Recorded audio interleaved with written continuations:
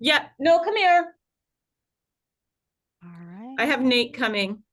Okay. I fed him, he's very good with IT stuff, and I fed him a breakfast of crepes. Uh, Nate, come on over. okay. Nate, how do we get this? So this is Kristen, and she's running the presentation today, and we have it in a web PowerPoint. It's from a SharePoint. How can she show the actual, how do we download it? And if Don't so, you guys how? see it? Don't you guys see it now? We see No, it, no, it's web. We see the, It's gonna. yeah. This it's is gonna- me now sharing. I'm Oh. also trying to stop sharing at this point, but my computer just froze. It's like Okay, I'm gonna oh, stop there sharing. we go. Well, that was me. Oh. So I will just go ahead and try it for now until Kristen, until you're able to make it look like mine. But Well, for okay, now, what do I, okay. First of all right. Give me a thumbs up if you guys can hear this. Can hear it. Congratulations. yeah. Can you hear It's it? Procurement Month 2023. Thank It's you. that special time when we celebrate the extraordinary work that you do today and every day. Now, for the last 20. Okay, we are recording, right?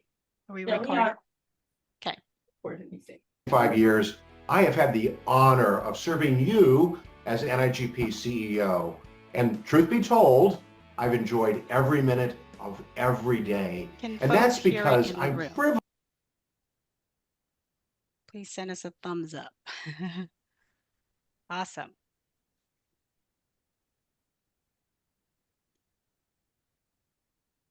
Oh, oops, sorry. Did I hit something there? Privileged to work with an innovative and talented team at NIGP, to serve alongside incredibly committed volunteer leaders, and to witness your enthusiasm and energy as you enroll in classes and attend webinars and virtual conferences and engage in powerful learning and networking during the annual forum. I am so impressed with what you do and humbled by your accomplishments. You take the impossible and make it possible as you procure on. You procure on no matter the challenge, whether it's sharp budget cuts or supply chain issues. You procure on no matter the circumstance, a cyber breach. You procure on no matter the situation, working with minimal staffing. My friends, you procure on because of your steadfast determination and commitment to have a positive impact on your community, your entity, and the world. And so on behalf of our NIGP team and our volunteer leaders, I wish you a happy Procurement Month. We are so proud of you and even more proud to serve you. Procure on.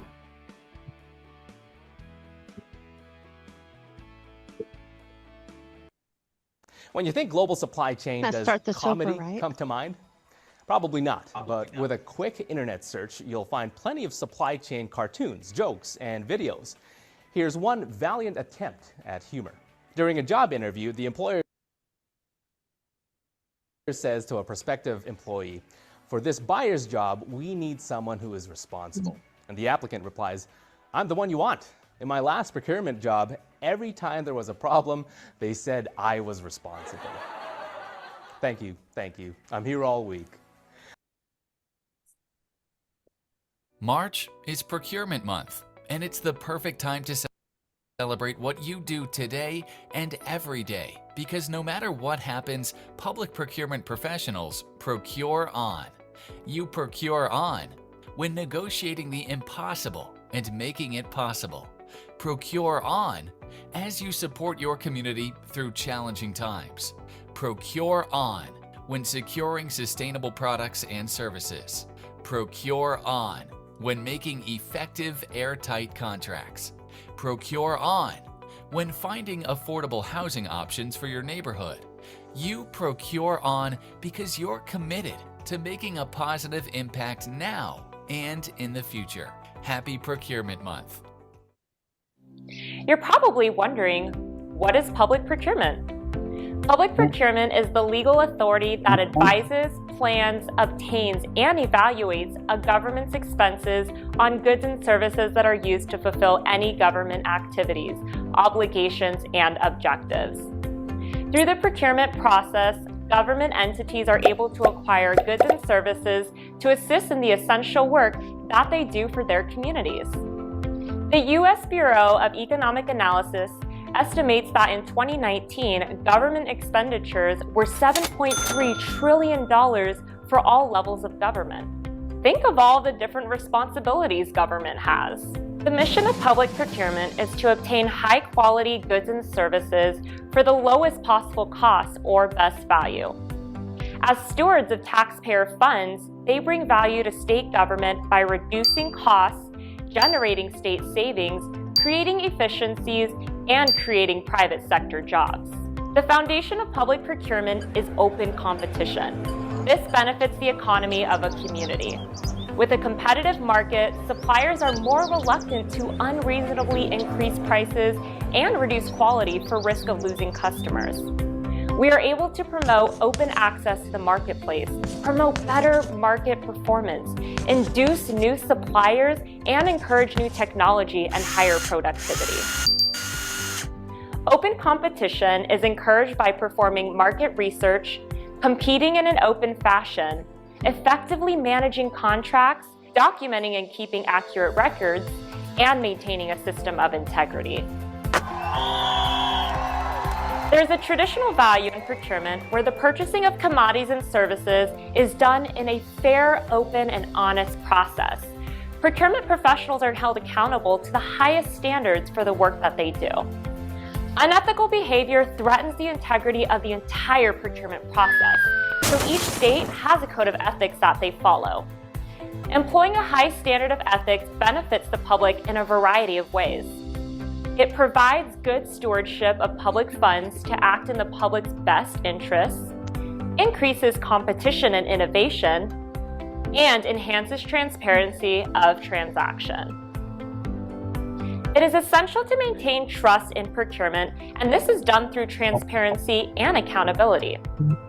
Ethical standards for government procurement professionals often contain guidelines such as being independent, acting only in the public interest, remaining a trustee of the public's money, following the law, striving for market efficiency, taking nothing ever, not socializing with vendors, maintaining confidentiality, and not playing favorites. So where does NASPO fit into this?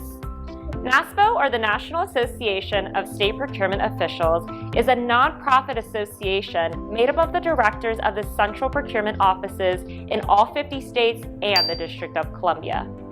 Our members procure all kinds of goods and services on behalf of their state agencies. So, are you thinking about a career in public procurement yet? There are many different positions in public procurement for you to choose from. One of the main roles among our NASPO members is the Chief Procurement Officer. This is the official who leads the state central procurement office and is responsible for the control of all procurement efforts across the state, as established by statute or law. There are many benefits to choosing a career in the public sector versus the private sector. For example, you can make a great impact on your state.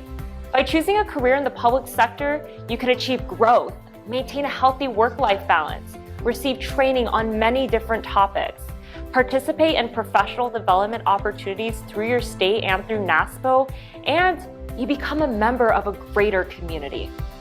Don't just take it from me. Learn about the benefits directly from our state members.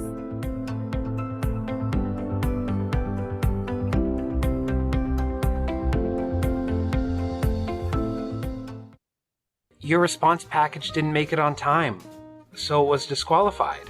The courier said our door was locked. You emailed it, and it got a bounce back. You mixed up the time zone. You forgot to add the addendum. You lost the thumb drive between your car seats? Haven't heard that one before. Well done.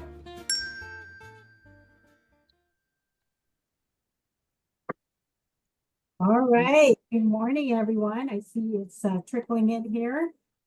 Please give me a thumbs up if you can hear me okay. We've had obviously with Zoom, I see some thumbs up. Thank you so much for that. So we are running a couple minutes late, so we're going to just play catch up. I showed in the Zoom menu below here. Here are just a few quick housekeeping items to ensure we have the best experience together. Please keep your webcam on throughout the presentation. We want to connect with you virtually and visually as well. So for today's session, we will be recording, and I believe the record button is on now. Yes, I can see that record button is on now. And we'll just make sure that you have your microphones on mute, because we are going to be recording this, and that would help just minimize any of background noises when we are recording this, as this is going to go on our YouTube channel eventually. So also having it mute minimizes any distractions from the speakers as they speak today. So, and helps everyone just focus. Feel free to introduce yourself in the chat, typing your name and agency, if you know. If you can make that rename in your profile right there. We have this little just click on your picture and then hit right click and hit rename, so that we know where you're from. And I see a few of you guys are already doing that, so thank you for that. We will be taking attendance throughout, although Zoom is taking attendance as well, but it's just lovely to have you just type your name in the chat, just so we know who's in the room.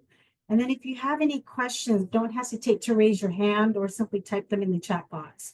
We'll make sure to either call on you or read your questions aloud. And again, last rule that we just want to implement for this morning, if you could kindly please log into our website, to your member profile, so that when we get to the web demonstration, it'll just be a lot easier for you to follow. I do have a question. Are you able to see my face at all? Because all my contraptions here are not showing me anything. So if you're not and you're only hearing me, that's okay as well. But We can see you. Yes? Yes. Yes, you can. Okay, great. That sounds great. Thank you, Kristen. And lastly, please enjoy the presentation, because we are so glad that you're here today. All right.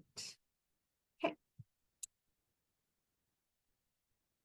So welcome to our 2025 March Procurement Summit. It's March 6th, and we are in Zoom. Thank you so much for that. Thank you for being able to join.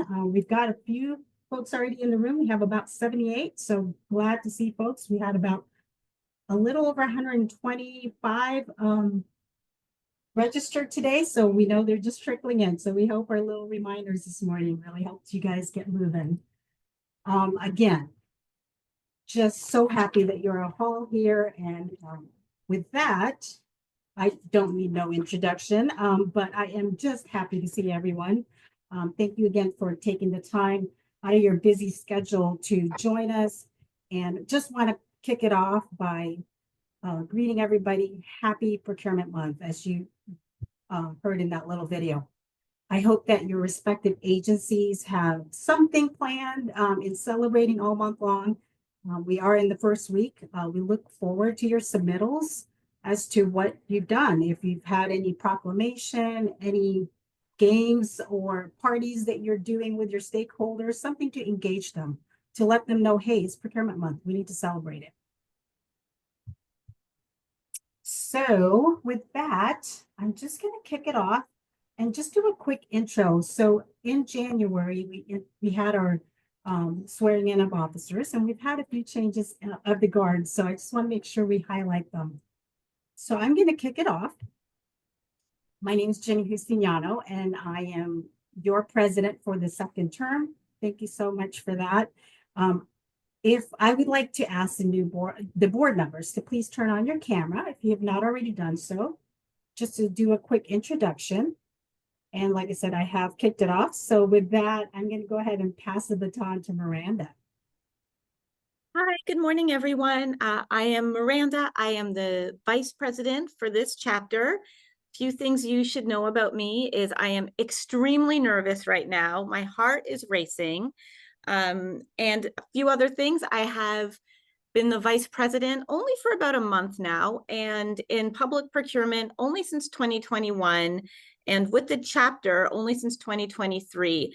And I really encourage everyone, as you hear about scholarship opportunities today, learning opportunities, volunteer opportunities, to be mindful that there's a place for every level. Wherever you're at in your career, there's value you bring to the table, and don't think you don't have enough experience or enough years or knowledge under your belt. There is a place for you. So I just humbly ask that you keep that in mind. On to Stacy.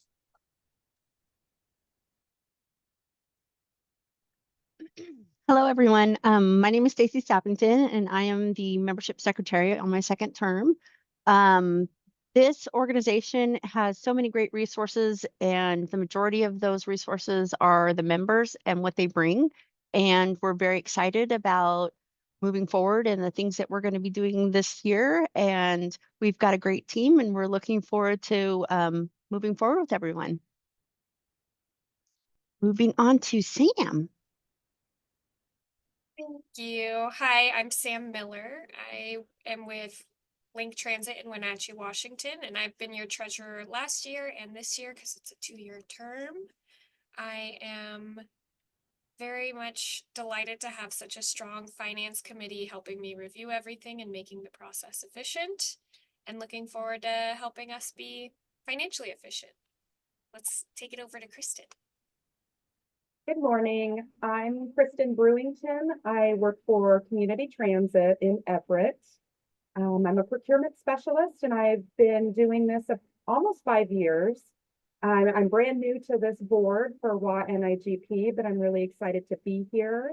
I have a great team behind me, and I'm just looking forward to all the things that we have planned for this year. And everybody else already hyped up the chapter, so I don't really need to say any more.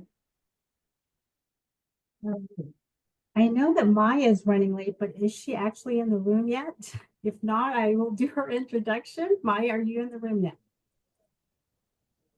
Okay, I hear nothing. So that means she is still running late. So Maya is not a stranger to this chapter. She is our immediate past president. She has been for the last couple of years before I came on board.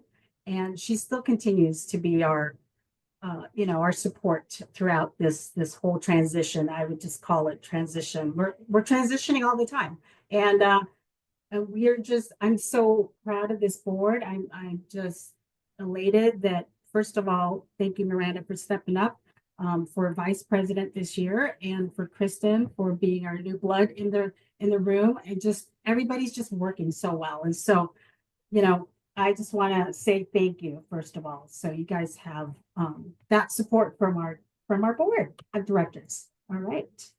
And with that, here's our quick little agenda. See here. So setting the stage for our agenda today, after my remarks, which is going to go through continually here, a peek to our celebrations and activities. We'll talk about the Chapter Academy. We'll talk about a lot of things really about the proclamation that just came in time for our event. I'm so happy about that. And there's just so much that's going to go through here. It's going to be jam-packed today, but I hope that you will learn a lot. You'll learn something new. You'll come out with some nugget of some sort. And we're just here to make sure that you not just learn, but also take away and hopefully be inspired. And then, of course, we'll give you a break. We'll give you another coffee break so you can refresh your coffee. And then we'll have a moderated discussion on some really hot topics. And of course, last but not least, before we wrap things up this morning, is we're going to have Cheral Manke and Leatta Dahlhoff, I hope I said her name right, will lead us in an exploration of how mindfulness and stress management techniques can help us not just survive the day-to-day, but thrive in times of uncertainty. And then at the end, we'll have more upcoming events, both for local and national And, we'll kind of show you about the social media platforms that we have. And if time permits, we're going to have some Q&A and make sure that, you take advantage of that while we're here in the virtual space.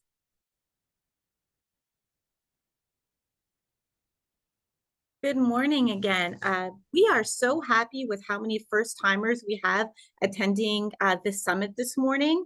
And we'd love to give you this moment to raise your hand and just identify yourself so we can have a face to the registration name.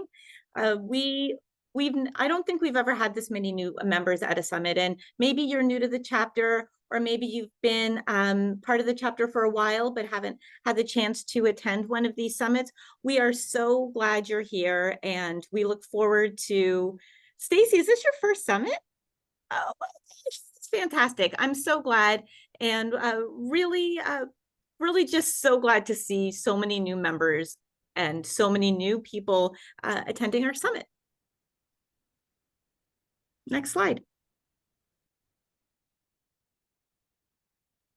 Lots of things to celebrate, not just new attendees or first timers. We had a lot of members get certified in 2024.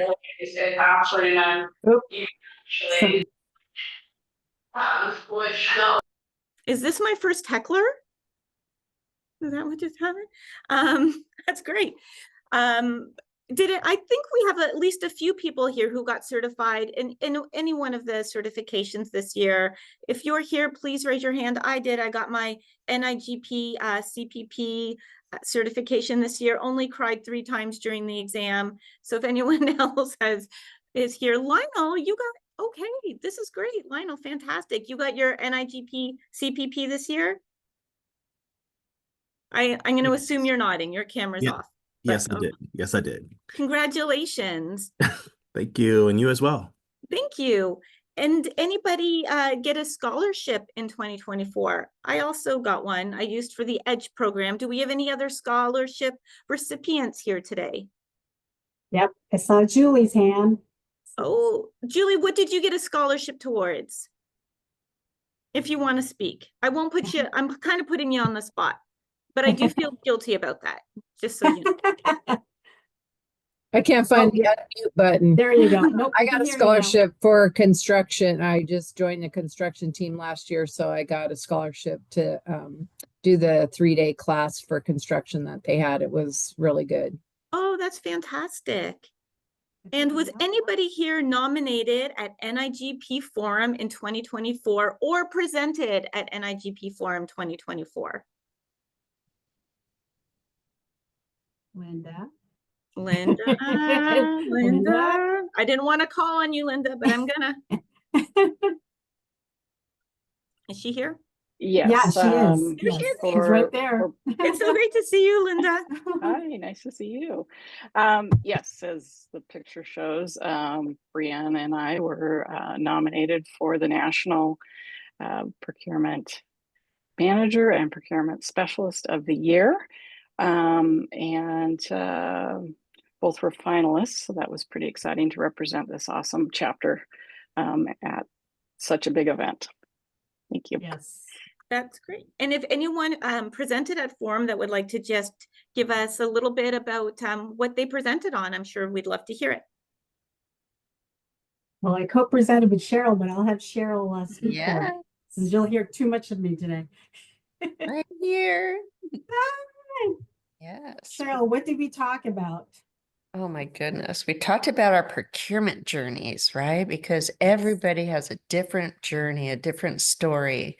And how do you get from entering and being nervous and upset on the test, Miranda, bless you, to growing and surrounding yourself with amazing people like the people in this chapter and nationally, and that lift you up and take you up into leadership 20 years later. So that was a really good session. There's a photo there. Yeah. Yes, it was fell into procurement. Now what? That was our title. So we'll hear more about that. Great. And as you can see in the last slide, we had a lot of pictures taken celebrating those moments. And if you have more pictures, if picture on your certification day when you pass, or when you cry 3 times during the exam. We'd love to see photos. And just a reminder that we do have several photo albums on our website, and you can access them by logging in. You have to log in first. Then you go to member benefits and a selection of photo albums. If you have photos that you would like to add, I know I have some from a recent Chicago trip for a Edge Summit. Please add. We'd love to capture these moments and look back in a few years at how good we looked. So please send those away. Please get those to us. And something that I recently found out becoming since being vice president here is that not everyone has both memberships at both the state level and at the national level. And there are many benefits to having both memberships. You get with the national chapter, you get access to the Pathways program, you get access to certification resources. There are free webinars, access to Insight communities. There's a great document library that I will admit is a little outdated, but they are working on refreshing some of those templates. It's a great source for templates. The mentorship program, and it impacts our state funding for how many members that we have at the state level and at the national level. Okay. I'll go ahead and play the video. So thank you. And you're going to watch this video and you may see a familiar face. Intimacy that I get to have at my state level, right? So I'm working with people that have to listen, have to abide by the same state laws and regulations. So it makes it a little bit more of an intimate relationship where we have a different type of understanding than those than say that just a full membership of NIGP. But it definitely fostered me wanting to engage and volunteer more at the national level. I believe that NIGP really gives you that foundation of global best practices. They really give you a expanded network to really talk to and reach out to when you have questions. Your chapter is more intimate, so it's less global. It's more, what are we doing in your state? If it's a state chapter, if it's a regional chapter, what is your region doing? Because the national issues are not always translated into a regional or state issue. So you get that expanded network within IGP. With your chapter, you get that intimate relationship. I was a single procurement person in my entity, so I had no mentors, 0 mentors, and I was creating a position from scratch.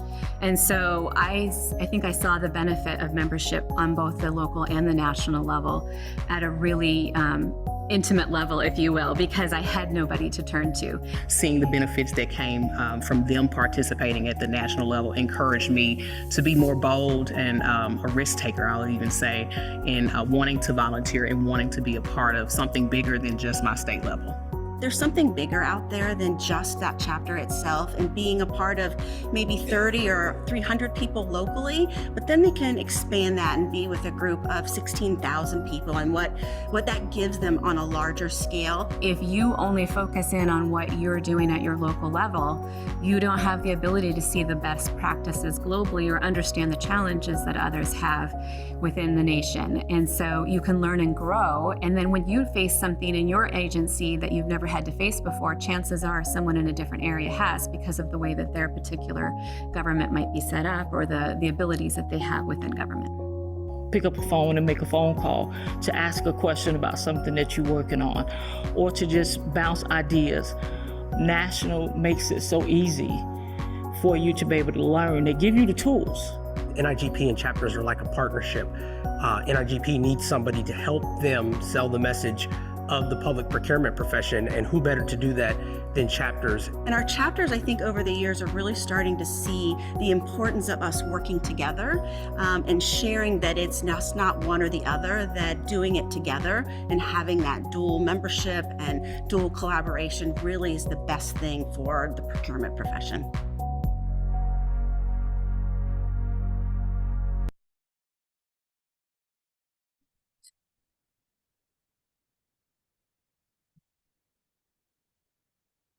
All right, everybody. We're going to move on to talking about new members. So far this year, we've had 33 new members. That's a big, nice jump. We really are excited about that. And are there other people that you know that aren't Is your audio a little bit? Is she a little bit jargled?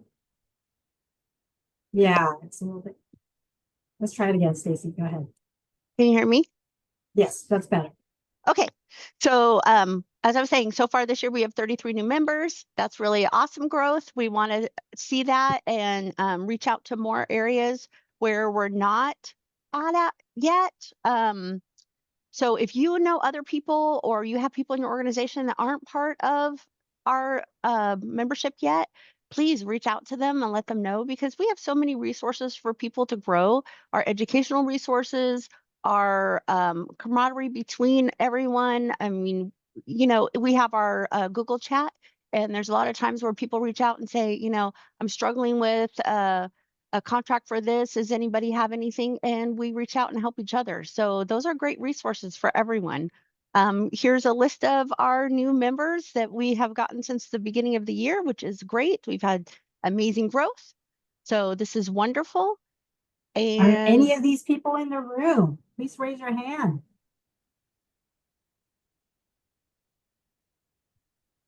Okay, we have 4 rooms. I see some hands raised. Yay. Woohoo! Welcome. Woo, Erin, that's awesome. Whoop, whoop. All right, next slide.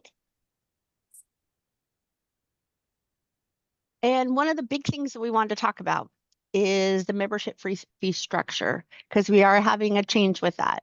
And we sent out a survey a little while ago, and we need to put it out for 60 days. So we're coming up to about halfway through. We've had 42 responses so far, all in favor. But just to break down what the structure looks like, for all new members, the membership fee will go up to $50. For renewing members, $45. And dual NIGP members are staying at $40.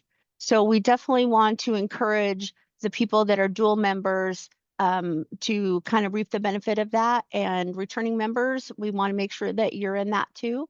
And we're looking at probably March or April for that to go into effect. And so we will be sending out more information and keeping you guys up to date. And if you have any questions, please reach out. That's what we're here for. Next. Hello again, everyone. We talk about certification a lot. We've mentioned it a few times today, and although there are many different ways you can get certified in our industry, the 2 main certifications that our members are pursuing or have pursued are the NIGP CPP certification and the CPP B certification. My joke is the P in both stands for plagiarism. We do a lot of copying off one another, don't we? You guys can use that joke too. You don't even have to give me credit. But with the 2 main certifications, how do you know which one is right for you? Maybe you guys want to get both. Maybe you want to focus on one. It was a question I had being relatively new to public procurement of which certification is worth me pursuing first.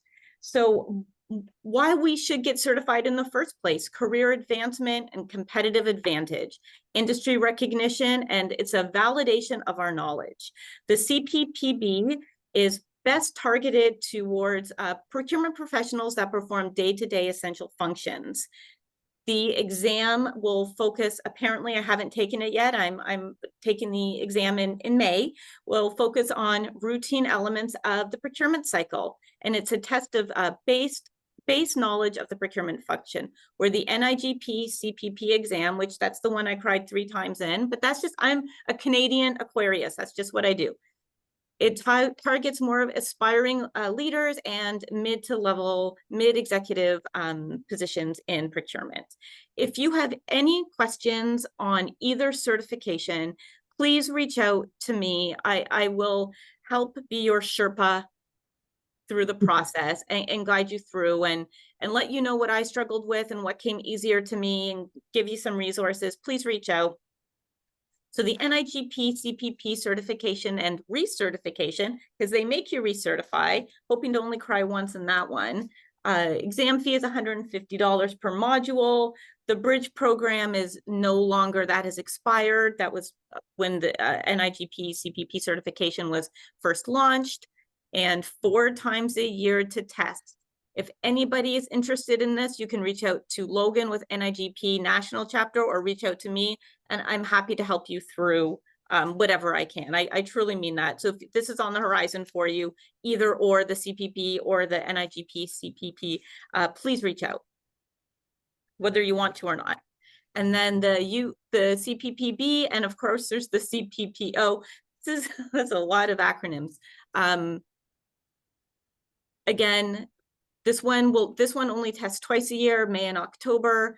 And this is some good information for you to get the ball rolling. You can just email certification@uppccc.org or email us. We really want to see our members reach their professional goals, and a lot of them have communicated to us that certification is one of them. So we want to do whatever we can to help you be successful in that.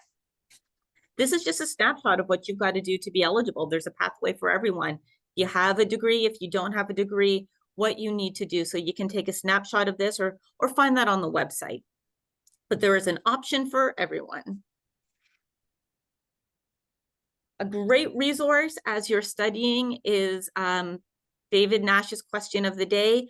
You will note if you have done one certification and might be pursuing another, the website has changed. David Nash has retired. It used to be questionoftheday.com, and now it's David Nash question of the day as a kind of a salute to him. They email you out, believe it or not, a question of the day for you to answer, and you have to respond regularly or you're taken off the list, and they will let you know how close you were to getting it right. It's a really nice way to identify blind spots that you need to work on as you prepare for taking the exams. Great. Thank you for that, Miranda. I appreciate that. And we do have a session today, a breakout room on professional certification, so we could definitely dig in further on that. Okay, so we have something special to share. I kind of alluded to that a little bit this morning. A proclamation from the Governor Bob Ferguson recognizing Washington Procurement Month. This month highlights the critical role that you, the professionals, play in ensuring that our state operates efficiently and effectively, from securing essential resources to supporting innovation. And procurement professional, that's truly the backbone. You guys are the backbone. We are the backbone of the government operations.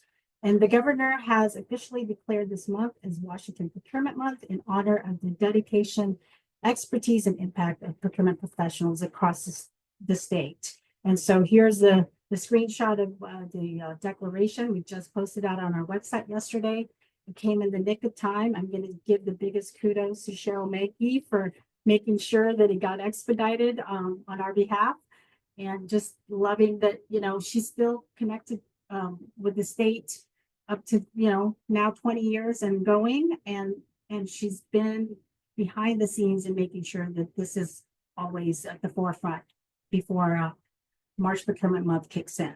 So thank you, Jenny. Congratulations everybody for, hey, we get to celebrate ourselves for a whole month. I'm not going to say it's not a special month for me, but it is. So speaking of, the next thing that we're going to celebrate is the Professionals Day, Procurement Professionals Day. So that's coming up March 12th. That's next Wednesday.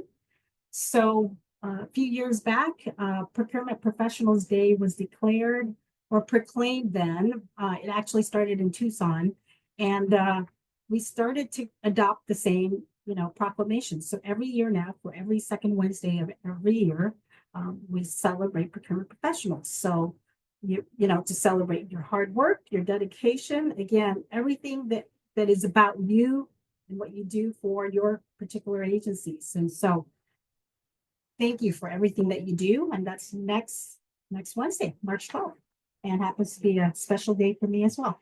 If you know what I mean. Okay. So the next thing, I'm just gonna call on a couple of folks. So for those folks that don't know what Impact is, this is from National. So as a national member, you get to sign up for Leadership Summit every year. And this year it was held in Chicago. And there are different levels of, as you can see, and I don't want to read through the PowerPoint, but you can read through that. There's three things of leadership that's being done there. Yes, it's going to be in Tucson next year. That's correct.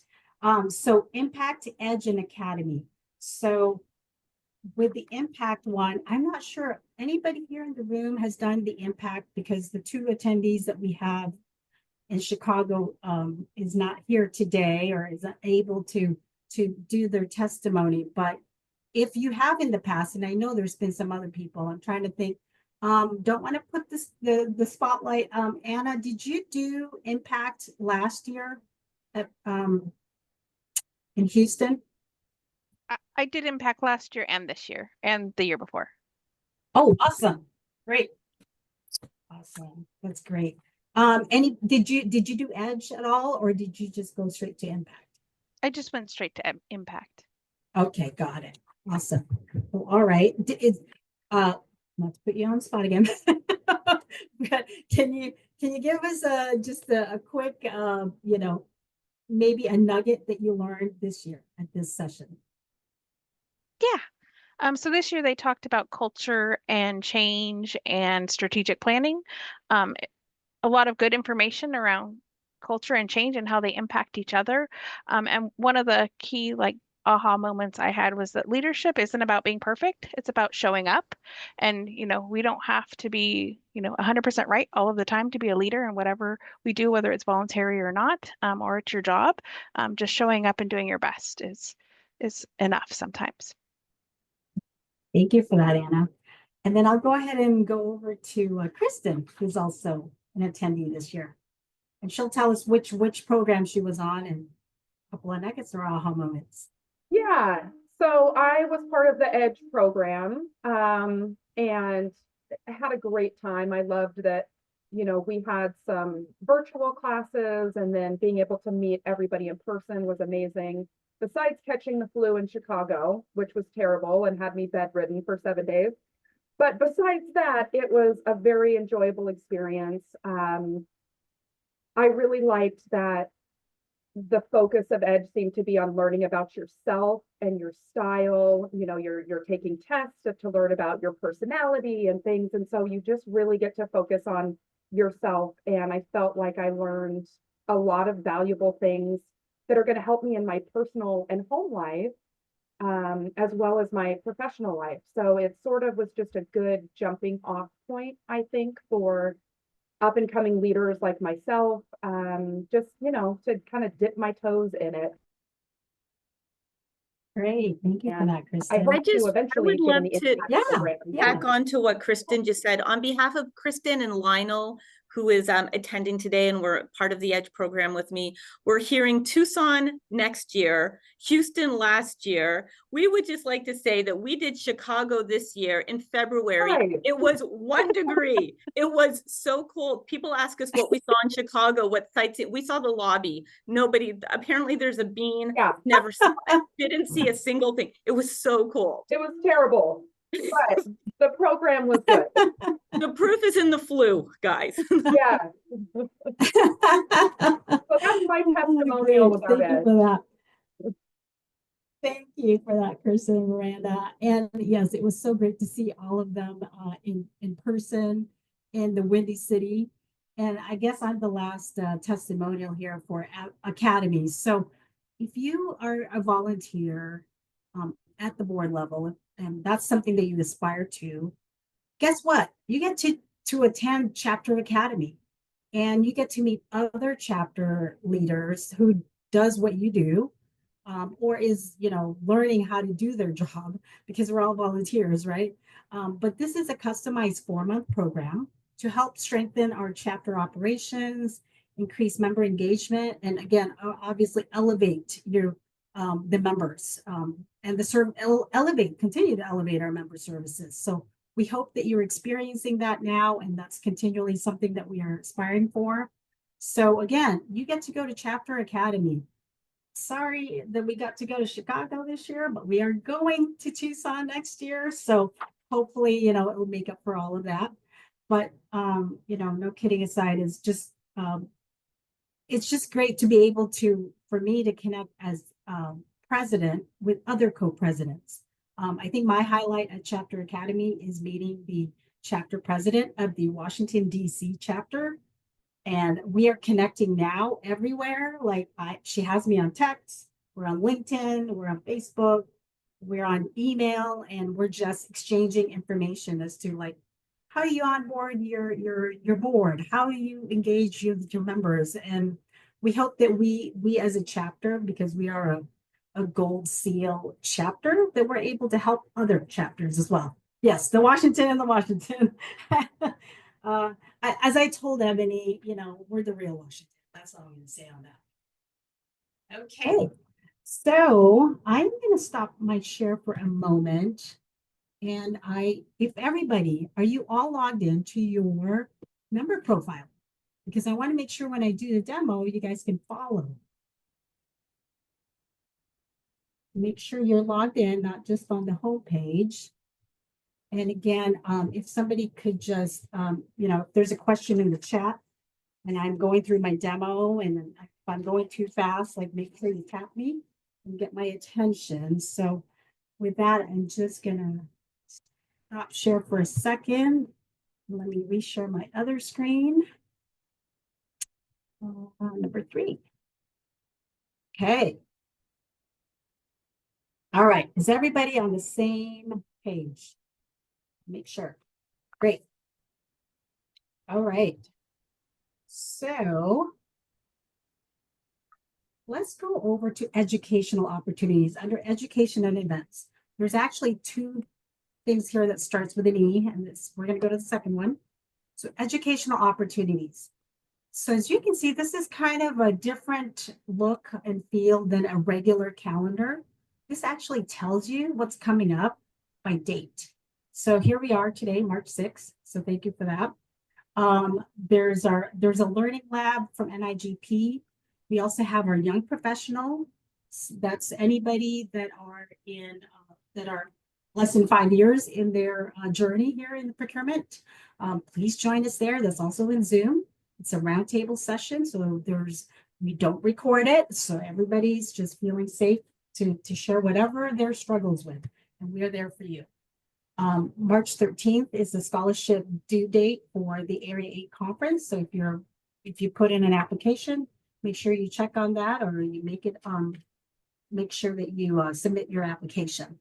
The other thing I just want to highlight on this page is there are other chapters. So you hear Area 8 conference, right? We are Area 8. So Area 8 is Washington, Oregon, Idaho, some parts of Columbia, Vancouver, BC area, and Alaska and Hawaii.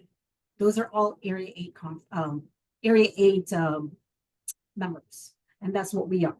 So we have partnered up with them to make sure that Oregon and Oregon, obviously, Oregon Public Purchasing, OPPA as they're called fondly, has their own offerings of classes as well. Columbia chapter is the second chapter in Oregon. There's Idaho, and then again, all of NIGP National. If you are a member of ISM, and also MRSC, and the formerly PTAC is the APEX. So if you click on those sites, that will help you with, you know, what classes can I take if Washington doesn't have it right now.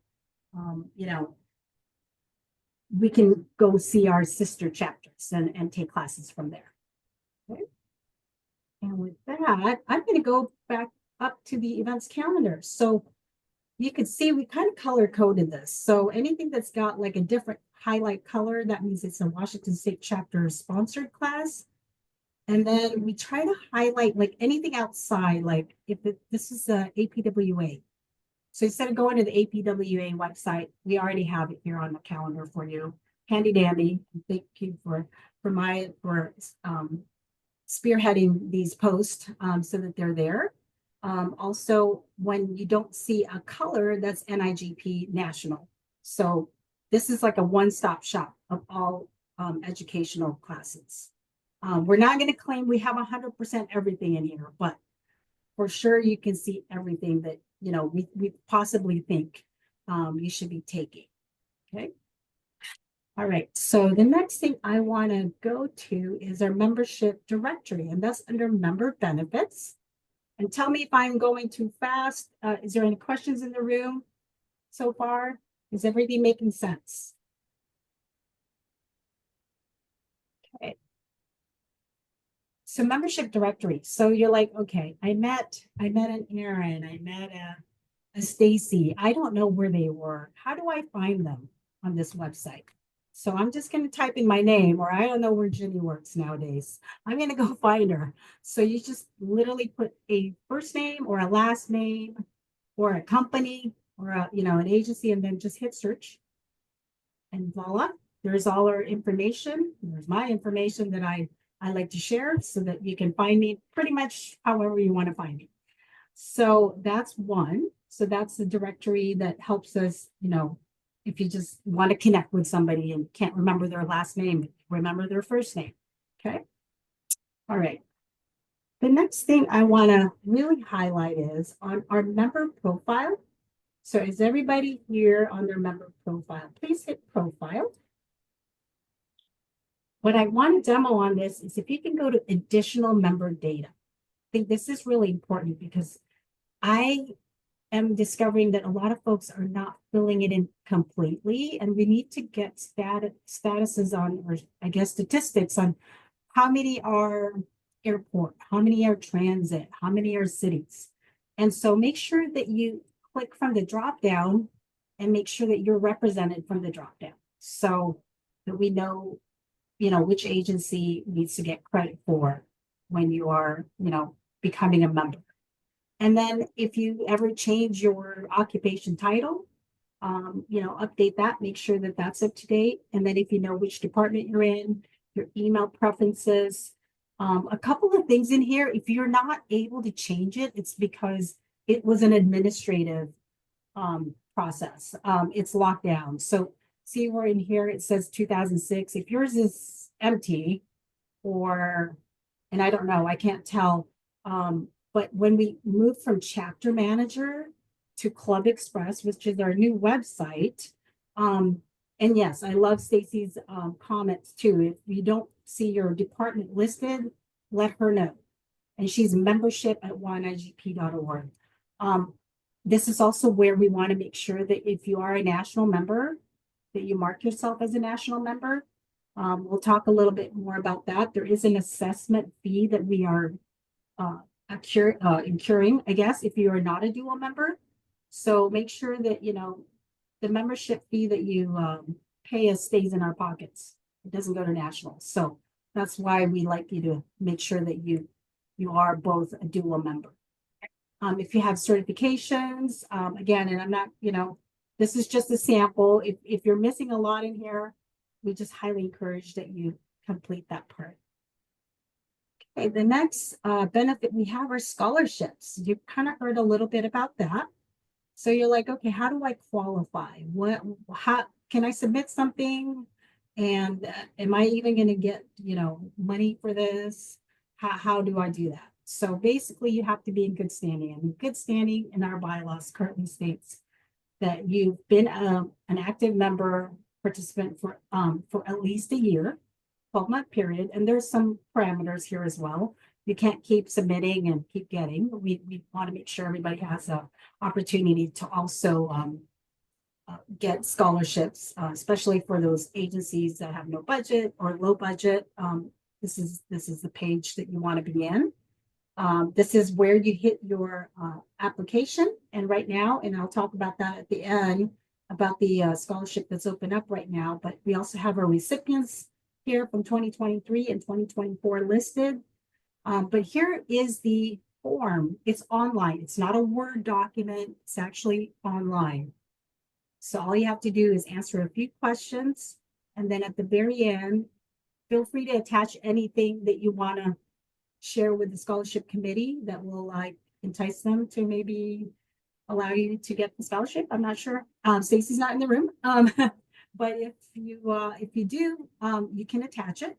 It is optional, but you can attach it. And then once you do, it hits submit. It pings the scholarship chair and says, hey, there's a scholarship application. Please review, and they'll get back to you. Okay. The next one I'm just going to highlight is called forums. So who in this room are in the Google group right now? Yeah, any of you in the room? Okay. There's still a lot of folks that are not in Google because I think we only have like 160 people in there. Well, there is another way to do it without signing up for another Gmail account or, logging into another platform. You're already here on your Club Express. I'm going to admit, Maya. I saw her pop in on my right side here. So forums. If you're familiar with the national NIGP, they have a thing called Insight. I would say this is the equivalency of Insight. So I'm going to hit forums. But before I do that, actually, let me back up. Back in the profile, right here under forums, I would go to general preferences. And as you can see, you kind of have to read through the options, right? And I think that the message that I'm trying to drive on this is that you have to set this up properly before you actually start using forums, okay? And one of them is, if you just want to see 50 threads of emails at a time, or you can do more, I suppose, but I just leave it at 50. That's set at that. If you want it to deliver to your email or not, then you can check or uncheck. And then which email address you want it to go to if you want to go that route. Otherwise, you can view it from your member profile without having to get bombarded with regular emails, right? So, but if you want somebody to allow somebody to send you a reply directly, then you place a check mark there as well. So I'm not going to go through here and tell you exactly like you should set it up the way I've done it, but this is just a sample. But I think the biggest thing in here, and I find this out in the Google, is your signature does not always show up when you reply. So people need to see like who actually replied to my inquiry. This one you can attach your signature on your message automatically by just simply attach your signature and you type in your info. And then again, this is basically the page. So it's under forum general preferences. From there, I'm just going to get out of this one and I'm going to go back to the forums, which is what I was trying to get to. So you may not all have the same menu as I do because I'm a power user, so I have more. But this is where I need you to focus on where it's called all members. So you click general discussion. So this is all active members of the chapter. And I see Amanda. I don't know, Amanda, are you in the room? I saw that you actually submitted a question in here and we probably need to respond to you. And so I thought this would be a good time to highlight that, but we'll make sure somebody replies. But this is how you post your comment. You would hit a start new thread, you would type in your question or a subject, and see how that signature auto-populated right here? Because I did that setup earlier. Now you can just type in your question. And your question here. Here's another thing. You can attach using the paperclip. If somebody says, hey, I want a copy of a template or a checklist, you can attach it here and share it with them. And then when you're done attaching, you just hit post message. And so once you do, and I'm going to go ahead and, see, it does want you to have a subject. I'll just say this is a test. And then just post the message and boom. Somebody can view it. You can view it anytime, right? It tells you there's a new post.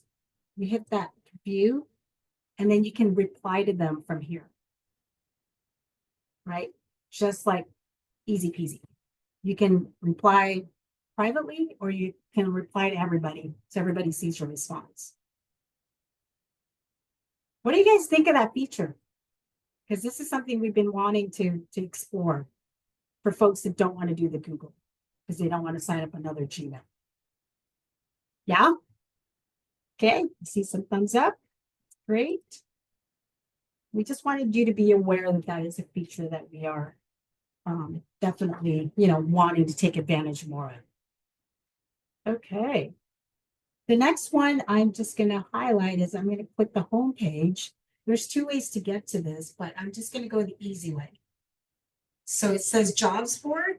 So you guys notice we've been sending out a lot of job opportunities from all your agencies. We're going to hit the job posted here. For some reason, it only goes to this category. So you have to hit the button called search. And now you can see we have 3 openings that are still there. All you have to do, like, here's an example. I'm just going to hit the apply. It takes you straight to the page. You can get more info. So whoever is wanting to apply for Poojan's job, just hit that button, apply for this job.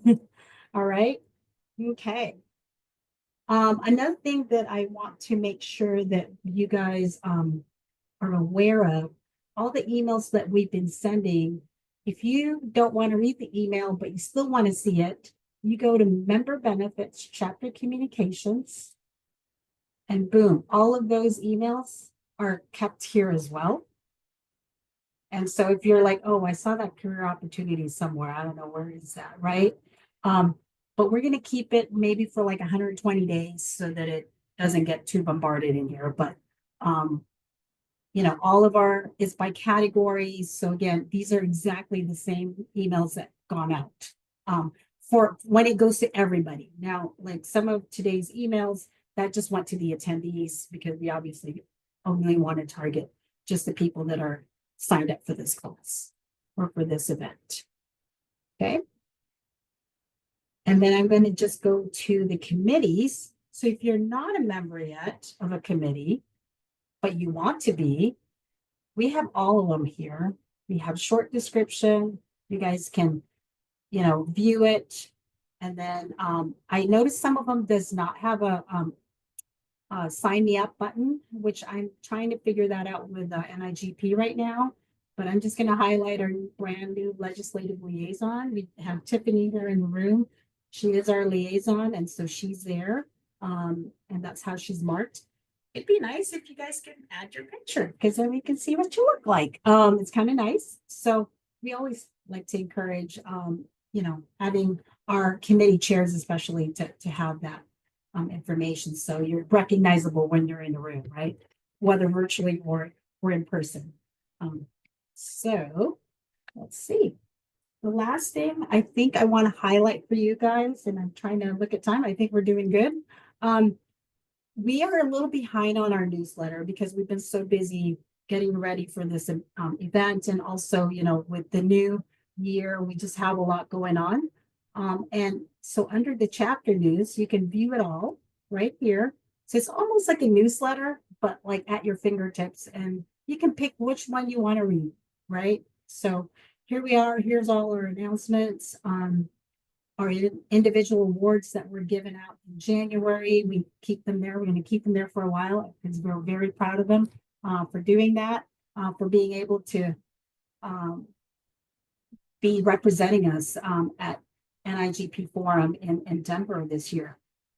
Just all kinds of things. We're always wanting folks to, you know, join us at the roundtable session every month. And again, you know, this is just a one-stop shop to read it all. So I'm going to pause at that. Does anyone have any questions? Is there anything that like, oh, I didn't know we had that? Hi, Jenny. Looks like Margaret has a question. Margaret Marin. She said, will the forum eventually replace the Google group? Oh, that is a great question.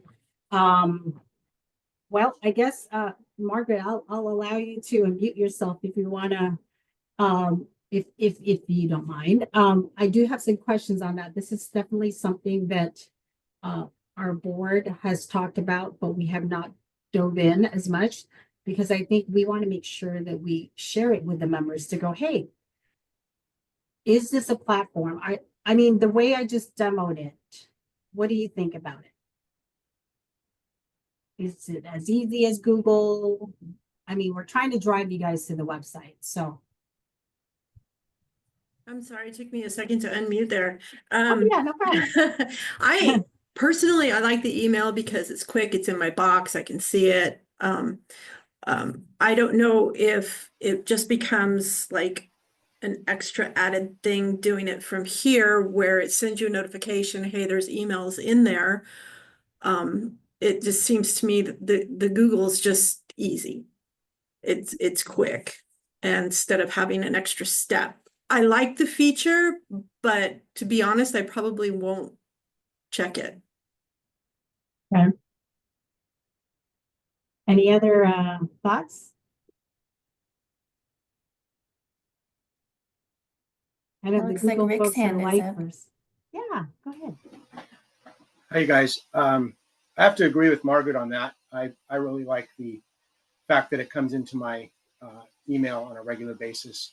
I can sort them, I can save them, and whatever. Funny note on that, they funnel into a separate Outlook box that is still labeled PNPPA for me. If anybody remembers the old Pacific Northwest Professional Purchasers Association. Public Purchasing Association. Yeah, Yep. they were the initiator of the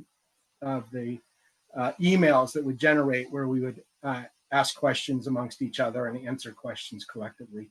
Right. And so through the couple of different iterations that we've had, I've never changed the box that it funnels to. It still reminds me of my old PNPPA days.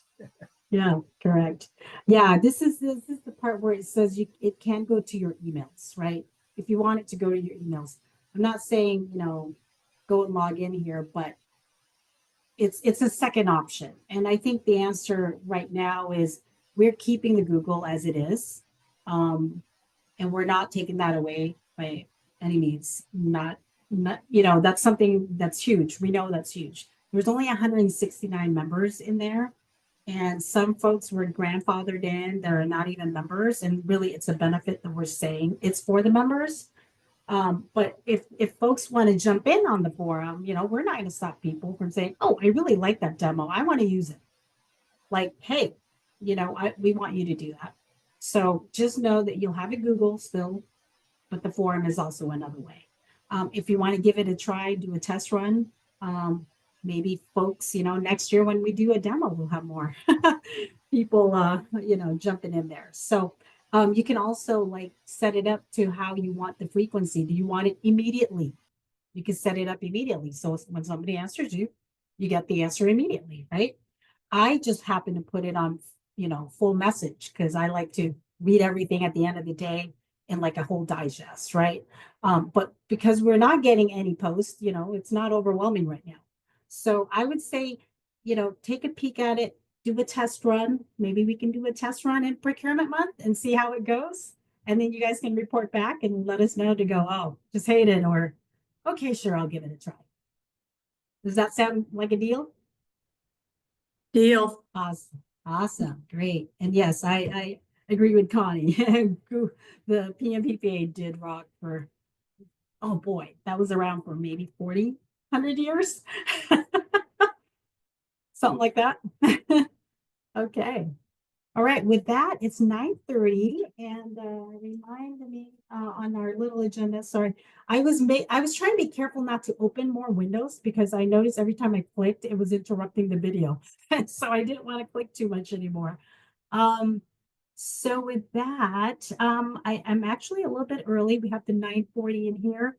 I am actually going to go back and I'm going to switch back to the PowerPoint so that Erin can do her part. So let me just stop here for just a moment. Okay. All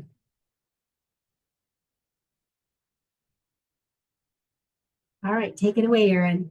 Awesome. Thank you so much, Jenny. And it's great to be here. For those of you who don't know me, my name's Erin Book. I am your Education and Research Chair. So part of the Education and Research Committee, part of what we do is survey the chapter, and we love to hear about what educational offerings you would like to see. As we look ahead to the next year, we want to ensure that our events are even more valuable for everyone involved. So again, we'd love to hear your feedback, how we can improve, and what resources you would like to see available on our website that Jenny just demoed. Thank you, Jenny. So be on the lookout in your inbox. We'll have a survey available after this event. Also, thank you to everyone who participated in our 2024 education survey. We've scheduled a variety of classes based on your feedback and what you wanted to see available this year. And on the next slide, I don't know if I can hit next. Yep. Thank I'll you. hit next. Good. Awesome. Thanks, Jenny. So Yep. here is a list of those classes. So if you're like me, continuing education and stoking that flame of curiosity has really helped me stay engaged in my job in procurement. So I hope you also have the same opportunity to take advantage of what we're offering. We've got market analysis and forecasting in June, relationship management in September, negotiations in November. Oh, I'm skipping around here. That's okay. It's the setup. It Thanks. bounces up and down. Sourcing and contracting methods in August, contract management and performance in October, and then in December using federal grant funds. So it's also very useful, you know, if you're pursuing your certificates that Miranda kind of provided a great overview of. This will help with any credits you're seeking. And, you know, even for seasoned professionals, sometimes it's just great to stay fresh on emerging topics that these wonderful trainers have available. So we encourage you to enroll, continue your learning journey, and I'm also available if you have any topics that you want us to host, or if you are a speaker yourself. We also have a speaker database if you're interested in providing training. And, you know, surveys as well on that research front, if you want a partner with that. Erin, I got a question for you. Sure. These classes that you just presented, these are the ones that we signed out. We told NIGP National we're going to host. And when Yes. people register from our chapter, we get credit, which means money in our bank that we are trying to, you know, add up, because we are going to be sponsoring Area 8 Regional Conference in 2027. So anything that you guys could help with that would be awesome. Not just help yourself, but also help your chapter. So that's great. So yeah. That is so true. Yeah. Mm-hmm. Anything else you want to kind of add to that? And Megan, I'll talk a little bit more about Area 8 as well at the end of the slide, or at least at the end of our presentation. So more to come on that, because she is going to be there too. Next slide. I'll go ahead. I'll have you wrap it up, Erin. Yeah, thanks, Jenny. Yeah, I'm glad you brought that up. It does give back to the chapter. Whenever you attend one of the Washington hosted courses, we get 10% of the profit, which helps us fund even more activities. Of course, as you've seen, we have so much going on that we'd love to offer you, including our Lunch and Learn committee. If you've attended those, some really great topics. And then for ones that we aren't hosting, that National provides from other chapters, if you list yourself as a member, we also receive funding there. List yourself as a Washington State chapter member. Right. Yeah. So if you go to National NIGP, and I myself have done this too, is when you go to, let's say, National, right? You're a national member, and it says what chapter you represent. Washington State and Washington, D.C. are so next to each other. Just make sure you choose the right Washington, please. Otherwise, they're going to get our credit and you're not. So just a word of caution. And then I'll have you bring this back home, Erin, on what the slide is about. Yeah, thanks, Jenny. So just to recap, our surveys, we'd love it if you respond. Currently, we only have a 5% response rate. So we do have 450 members in our chapter, which is really impressive. And we really want to know what you want to see so that we can best tailor our classes to what struggles you have, what you want to learn more of. Taking these surveys really helps out with that. Okay, so next up, I'd love to introduce our shop talk. This is a really exciting breakout session where we'll break out into somewhat small groups for discussion. So it's a great opportunity for all of us here to share your thoughts, your resources, questions, concerns you have with each other. You can also share screens, links, just a great opportunity to delve deeper into these topics. So we'll have 2 breakout sessions, and you'll have a chance to join 2 of the following rooms, one at a time. The first room, we have what keeps you up at night? How do you stay organized? Yep, I think we can all relate to that. So that's facilitated by Anna Vogel and Maya Lampinen. And in room 2, we have legislative changes affecting Washington. This is with Tiffany Matson, our legislative chair, and myself. In room 3, we have procurement in a time of crisis. What can we do to be more prepared? And that is with Kristen Boone and Rick Natton. And in room 4, we have procurement certifications with Miranda Larada and Ginny Justiniano. And last but not least, in room 5, we have emerging professionals sharing resources and tips and tricks. And that's with Brianna Cass and Connie Wall. So again, we'll do 15 minutes so you can, we'll have a timer when the first 15 minutes is up, and you can hop to the next room after that. And at the end, we'll have 10 minutes for a roundtable for our moderators to recap. So there on the screen, you can see how you can choose the breakout rooms. And then, yeah, so with that, let's see what great ideas we can come up with, and we'll see you in 15 minutes or in 30 minutes. Yeah. So just for just to ensure, this is our first time doing like a 2-rounder. I just want to make sure that you guys don't get bounced back out. And so I've updated the options to just be at 30 minutes. And so whoever's the co-facilitator, just watch the clock. And maybe I can put it in the chat to say, hey, the 15 minutes is up. Let's go to the next one. But when we get to the second round, the 60-second timer will bring you all back to the main room. So with that, I'm going to go ahead and hit the open all rooms. And then you'll see the options, and let me know if you see the 5 rooms. I myself will have to go to my own room too, but I just want to make sure folks are moving along. And Miranda, maybe you can jump to our room. I don't see anything except the slide that says what the rooms are. Oh, it should be on your another, it should pop up. Do you not? Can you hit the breakout room? Can you hit the breakout room? So yeah, if you hit the more button, if you might have the more updated, it has the more with the 3 ellipses in it. It'll say join a, there's an option there as well. Oh, okay, gotcha. Yeah. That's new.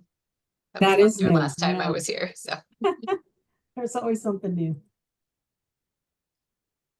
And I'm going to leave the slideshow in the same spot, just so you guys can figure out which room. I don't have permission to join a room. Is that because I'm a host? No, you should be able to. I just see the list and people going into rooms, but I'm not even on. Do you have a button called breakout rooms? Never mind. I figured it out. Listen to me. Okay. Yeah, no problem. Brianna, I think you are in room 5. Well, they're not really in 5. I have the, I need to go to my room. I'm like, oh, wait. I'm going to go to my room as well. I am in the certification. Okay, I'm going to join there.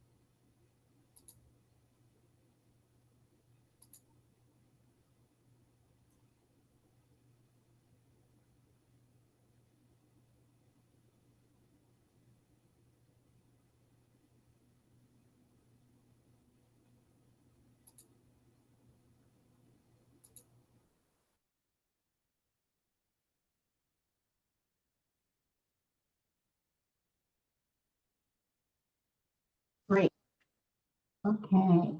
Oh my gosh, I really am locked out of this Zoom. I'm trying to go back in there again. But I mean, yeah, this is.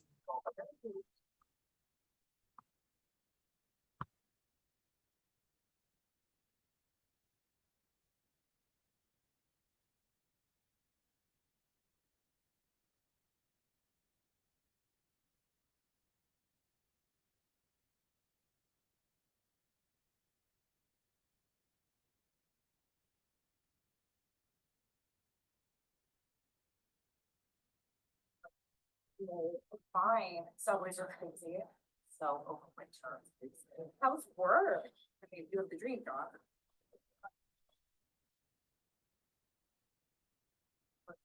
Fine. Subways are crazy. So over my terms. How's work? I mean, you have the dream job. What about you? Lay off after lay off. I remember you said that. So like, let's say, so. Wait a minute. I think I should check that. Yeah, I'm probably gonna start looking for other stuff. So how could I do the option? Right.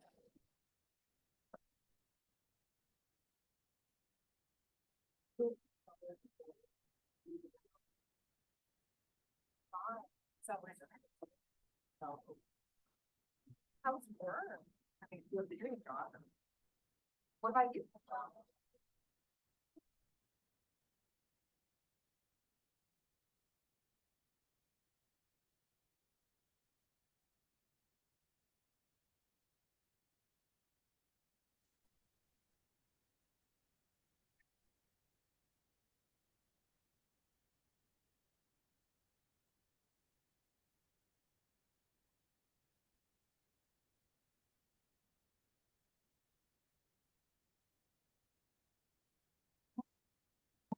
Perfect. That was perfect, Cheryl. We can keep going before we get booted out.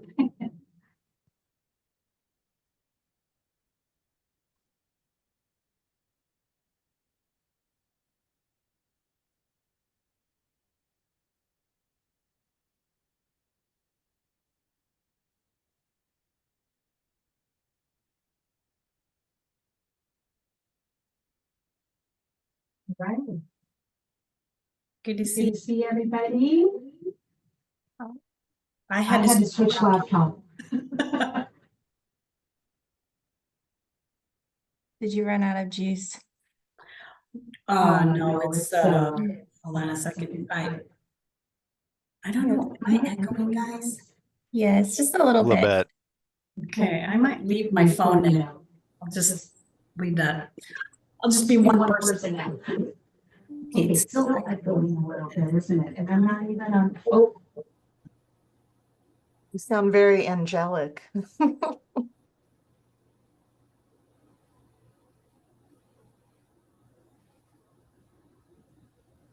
Okay, I'm trying to be in one spot. Yay. Okay, I was like logged into 3 different things. That's much better. It was literally multiplying before your eyes. All right. Oh, see, here we are. I'm in a different room. I'm in the same room, just just a different desk again. Awesome. I'm also going to try to log into, actually, welcome back, everybody. I think it's actually time for a stretch break. So why don't we do that? Oh, no, sorry. Before we do the stretch break, did we discover who would be the reporter, I suppose, of the room number 1? Who was room number 1? Anna and Maya. So okay. Yeah, between should we wait for others to filter in, or are we ready to do our recap? Sure, of course we do. If not, we'll, we could, are people still lingering in the breakout rooms? I can't tell. I don't think anybody wants to leave. Okay, well, I guess we can go ahead and get started. So room number 1, Anna and Maya, if one of you want to provide a recap for what keeps you up at night.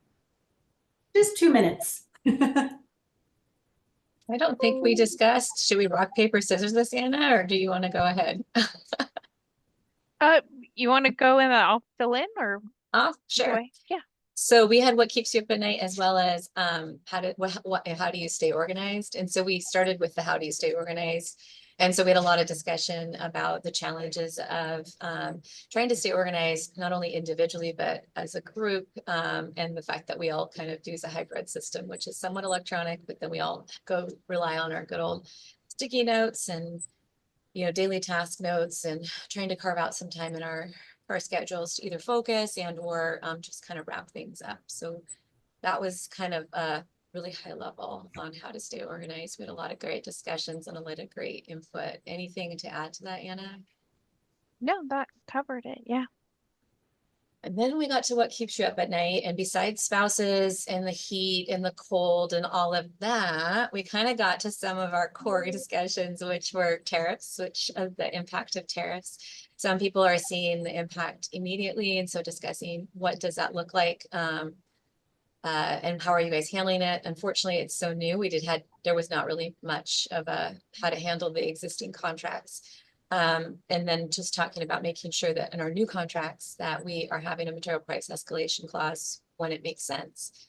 And then also knowing that this may change in 2 weeks, 2 days, whatever. There's no certainty on tariffs. And then the other one that we started talking about, but then we got pulled into this, was how do you deal with avoiding staff and team burnout while meeting our demands of our entity? We kind of just got started on that. So anything else to add to that, Anna? No, I just saw Julie's note of the wrap it up for staying organized at the end of the day, of blocking off that 30 minutes that you talked about at the end of your day to kind of wrap up that day and then get ready for the next day, and then your hour at the end of the week. Yeah. Thank you, Maya and Anna. That was a great recap. All right, next up we have room 2, and this is legislative changes, and that is with Tiffany and myself. And Tiffany, if you want to go ahead and provide a recap. Sure. Yeah, in our room, we discussed 4 current bills that are still alive in the legislature that could affect public procurement and contracting.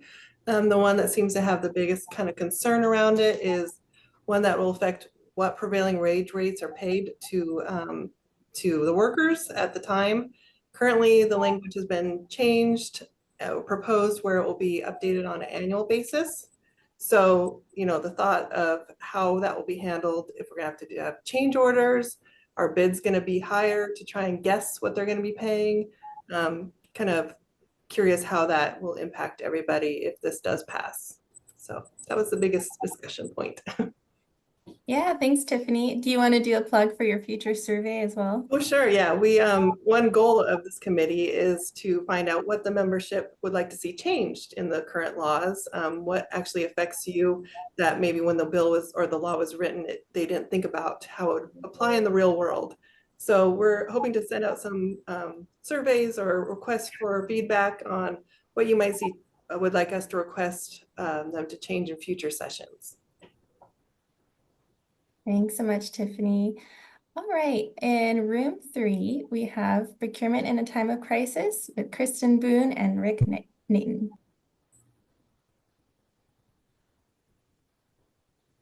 Kristen, did you take notes? I did take some. So I think one of the biggest things that came out of this is having the opportunity to share in after action reports during emergencies between procurement professionals, like what did go right, what went wrong, what things can we share, even just ongoing sharing of information and what we have in place in our different agencies. Like the OSO landside was brought up, also COVID. And we had some discussions around different backups for things like IT, et cetera, within organizations, especially with more people working from home, and how procurement can be supportive during an emergency if they're not in the office, right? We talked about a couple different methodologies of purchase orders, things like spend down POs. Trying to think anything else. Also, we had some discussion about how important vendor and supplier relationships are ahead of emergencies to ensure that they can support all of the agencies that they're contracted with during an emergency and making sure that we can be covered. Another one is obviously like shared resources throughout the, whether it's Washington State or region. If there's an emergency in our area, people in Eastern Washington, right, can they help support people in Western Washington? That's really what I had. Was there anything else, Rick, that I missed from there? No, I looked down my line of notes too, and you captured every single one of them. All right. Awesome. Thank you both. That was really fantastic. Sounds like you had a really great discussion. Okay, next up in room 4, we have procurement certifications with Miranda and Ginny. Well, okay. So we actually had Miranda lead the the discussion because I was having technical difficulties, but Cheral kind of saved the day at the very end where she talked about the pathways concierge. So if it's not CPPB or CPPO, then maybe, you know, NIGP, CPP. But if none of those are for you today, there's also the specialization and the badge with NIGP. And obviously those are only offered through the national. And so this is, again, we kind of reiterate the dual membership of having national and local is really great, because when it comes to professional development, they do have it more on steroids than we do. We're kind of like their support. We are more the local face.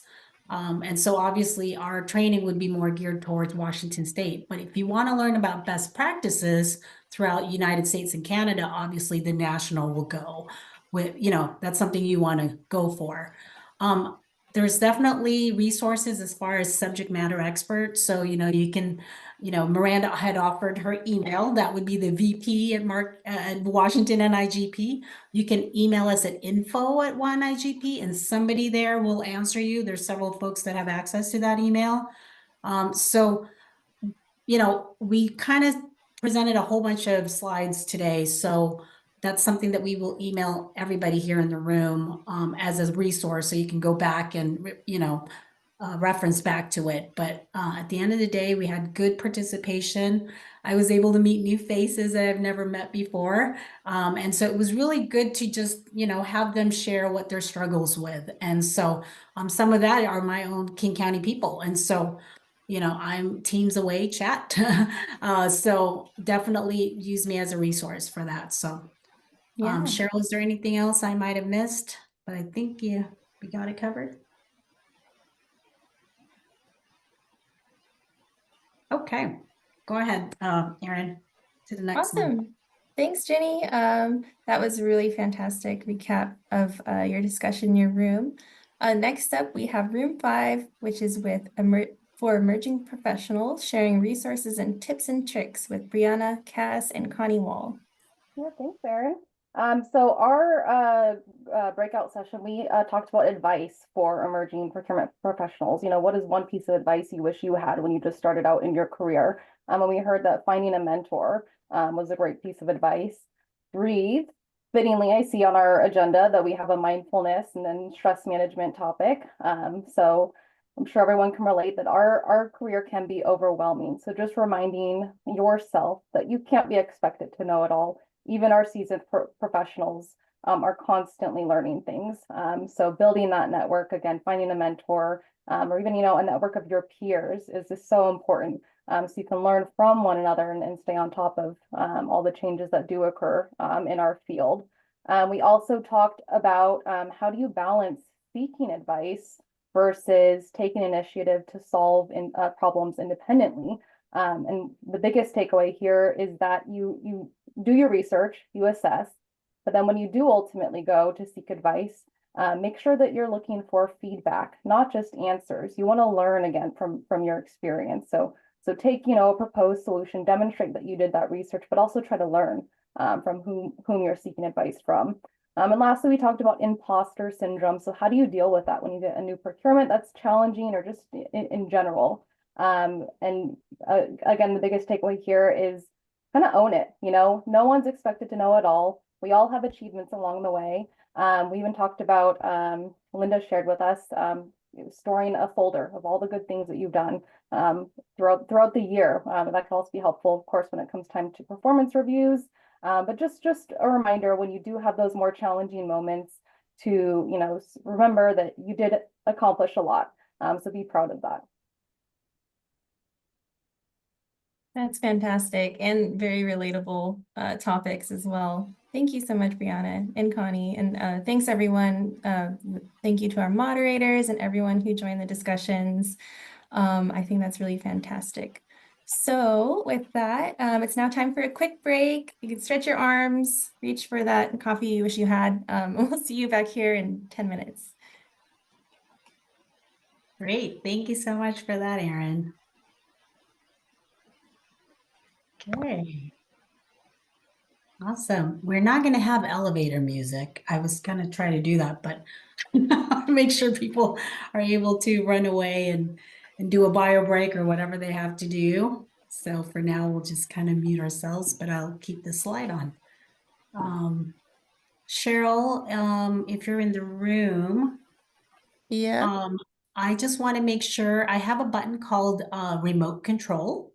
So I'm going to hit that button right now. And I don't know why the closed caption's coming on here. I'm going to turn that off. Because that would be annoying if it stays on there. I'm not sure. Kristen, are you able to turn off the closed caption? Or is it just me that's seeing the closed caption? Oh, yeah, I'm seeing it too. Mm-hmm. Are you able to turn it off? There should be a button, but like I'm not a host right now, so my buttons are showing differently. Okay. Oh, perfect. Great. It says you've disabled. It's still showing though, Jenny. Yeah. And it So I says you're a need- host too, Jenny. So I don't know why. Yeah, maybe put it off on yours because I. Oh, well, hold on. Can you not make me a host? Can you stop making me? I mean, I'm just called a host, Yeah. but I'm not the host. It's Kristen. Okay, well, this just came on like just now though, because when we were having the discussions, the closed caption wasn't on. Okay. I mean, I clicked on the three dots by your name and I said, take away, it still says host by your name, but I took that away. Okay, well, while we're on break, so Cheryl, can you push the remote control button there, Kristen, and see when you click it, it pops up, it says give mouse keyboard to, and then you can type in, well, here, I'm gonna just type in Cheryl. Right. Ooh. Or let's see, I was gonna say I could just share also. Yeah, you could do that too. Oh, request remote control. I don't have remote control. What is Oh. There's no button called remote control because mine pops up and it says give mouse control to. Maybe I'll just hit the auto accept all requests. Cheryl, can you see something? Did something just come on? No. No button? Mm-mm. Okay, well, you are in I wonder here. what happens if I share. Yeah, why don't I stop sharing and then you just pop in there. Now all of a sudden the closed caption, I think, finally shut itself off.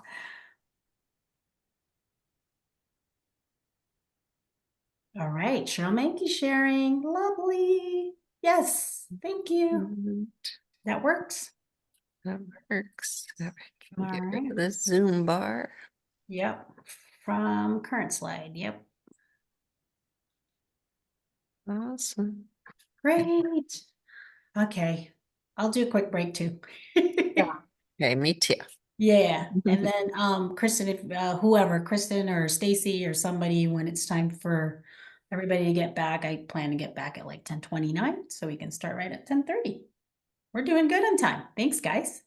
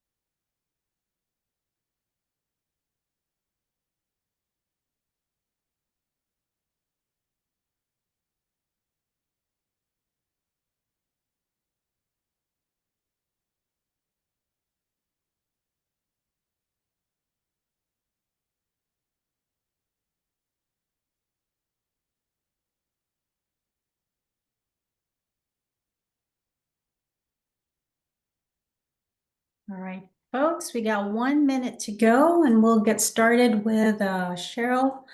Erin's going to introduce them, so. Oh, why is that funny? It's only like 4% bigger than my actual head. What's funny? And if folks could just please mute if they are not a presenter. I might have to mute some folks, but maybe I won't be able to do that. I'm not sure.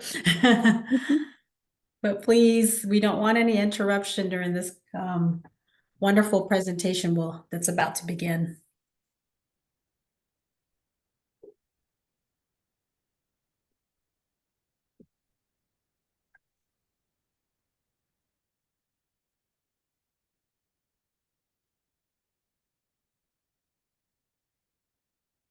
All right. Okay, so welcome back, everyone. I hope everyone had a great break. So next up, we have Cheral Manke and Leatta Dahlhoff, who will be presenting an interactive workshop titled Using Mindfulness and Stress Management in Times of Change. And next slide, please. It's kind of. It's a test, Cheryl. Okay. Oh yeah, I think she's actually up oh, now. I'm Thanks, on. Erin. Yeah, Oh, so no, I'm thank you. sorry. That's Yeah, I know. okay. Good morning. Thank you all for being here. Actually, I'm able to go back a slide. I'm Cheral Manke, past president 3 times. Jenny was my amazing vice president, and now I'm so proud of her being president 2 years in a row already. And I am thrilled to present a presentation that I developed with this year in mind and this event in mind, just thinking of something that might help people, that something we're all feeling in 2025, but from a different perspective than just technical, practical stuff. So hopefully you enjoy this. And as I'll share during the presentation, I didn't realize at the time, but it's something that I actually need myself very desperately right now. So glad that I created this, and I hope it helps me as well as all of you. And I am thrilled to introduce Leatta. I'll introduce her during her slide. If you don't know her, she's amazing. I call her my wizard, so she'll be joining me as well. So using mindfulness and stress management in a time of change. Honest talk. This is a stressful year. Oh my goodness. It's off to a really rocky start. But hopefully we'll continue to get better and better. But that's what drove me to create this for us. So according to the APA's 2023 Work in America survey, 77% of workers were experiencing stress. That was 2 years ago, with 57% feeling emotional exhaustion and lack of motivation because of that stress. It really weighs on you. It's hard. You kind of go into an autopilot mode where you're trying to function and keep going, but the stress really weighs you down. So imagine 2025 percentages. We're probably with 100% stress across the board. So what can we do about that? How can we help ourselves react with calmness and recognize what we need personally, individually, to get through all this stress and keep going? Coping with stress, using mindfulness, it can help all of these things, but it's understanding those emotions in the moment and long term, and what we do with them is what will help us. First love, like you only want to have first love. Hello? So mindfulness, what is it and why should we apply it? They say calm your mind, change your life. So we want to understand, what is mindfulness? You hear that buzzword all the time. And then how do we actually be mindful?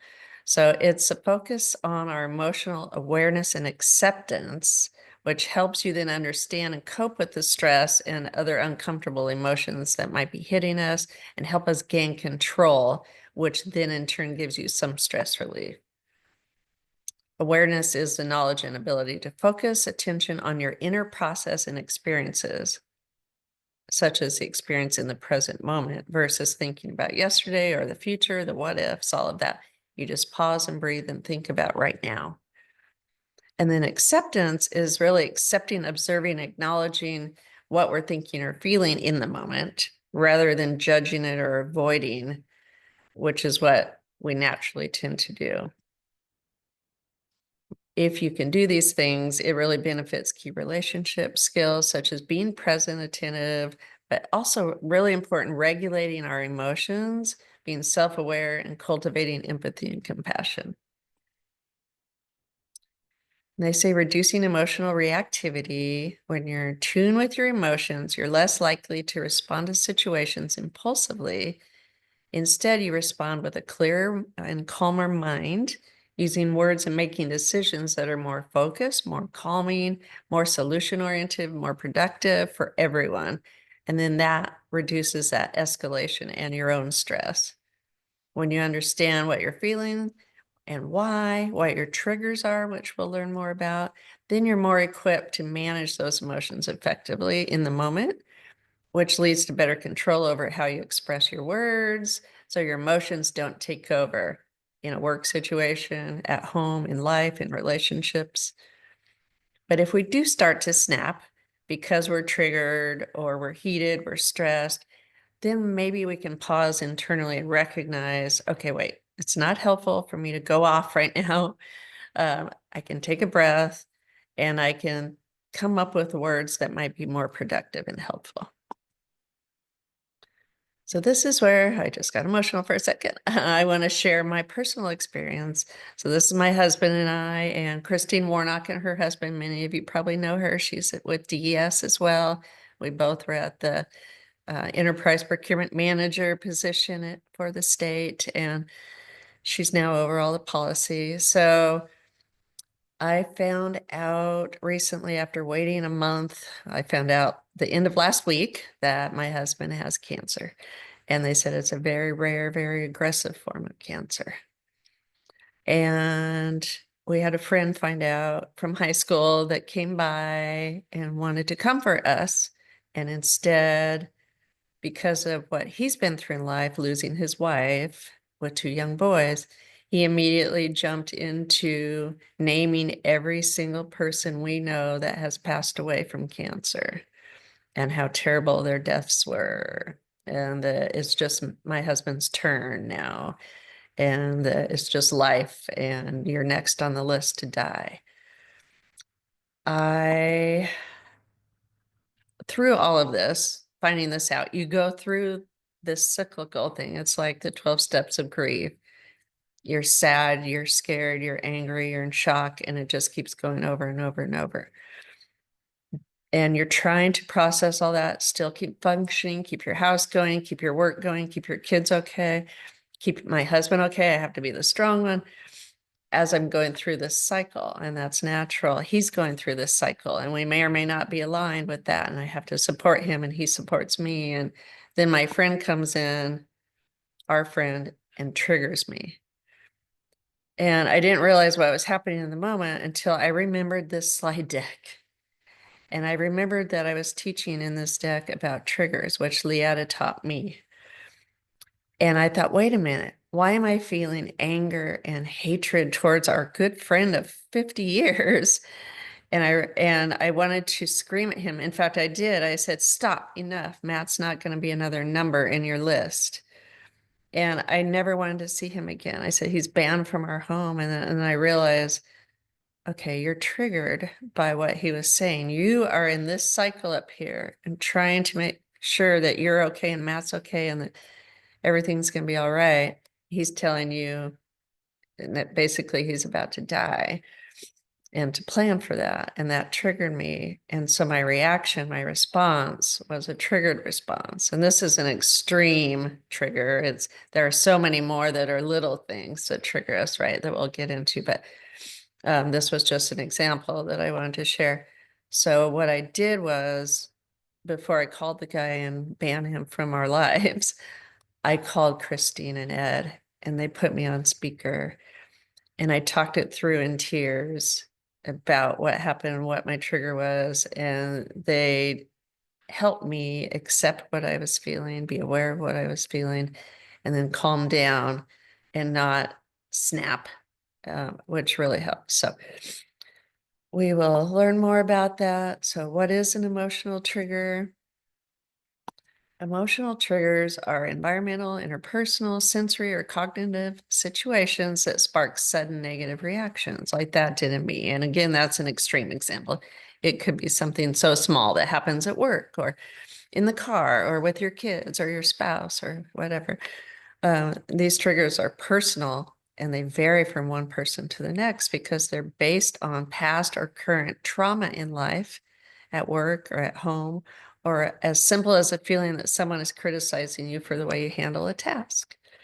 And we don't know it in the moment until we learn about triggers and recognize that that's what it is. And then how do we react differently? Examples of triggers are you might get angry when you think you're being told what to do if you felt controlled in the past.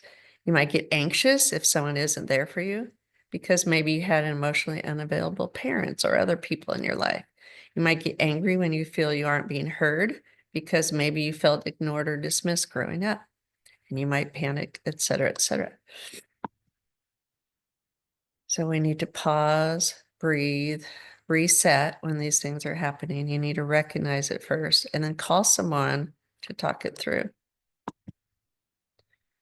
Applying mindfulness in a stressful moment is what we're trying to help here with today, like recognizing a trigger and applying it. And we'll talk more about that versus RAR, going off on someone, especially in a work situation with a customer, with a vendor, with your coworkers, but in life too, with your spouse or whoever that is. So now I'd like to introduce Leatta, our mindfulness wizard, who has mastered the art of this.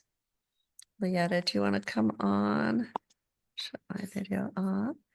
And I can keep walking through your slides for you.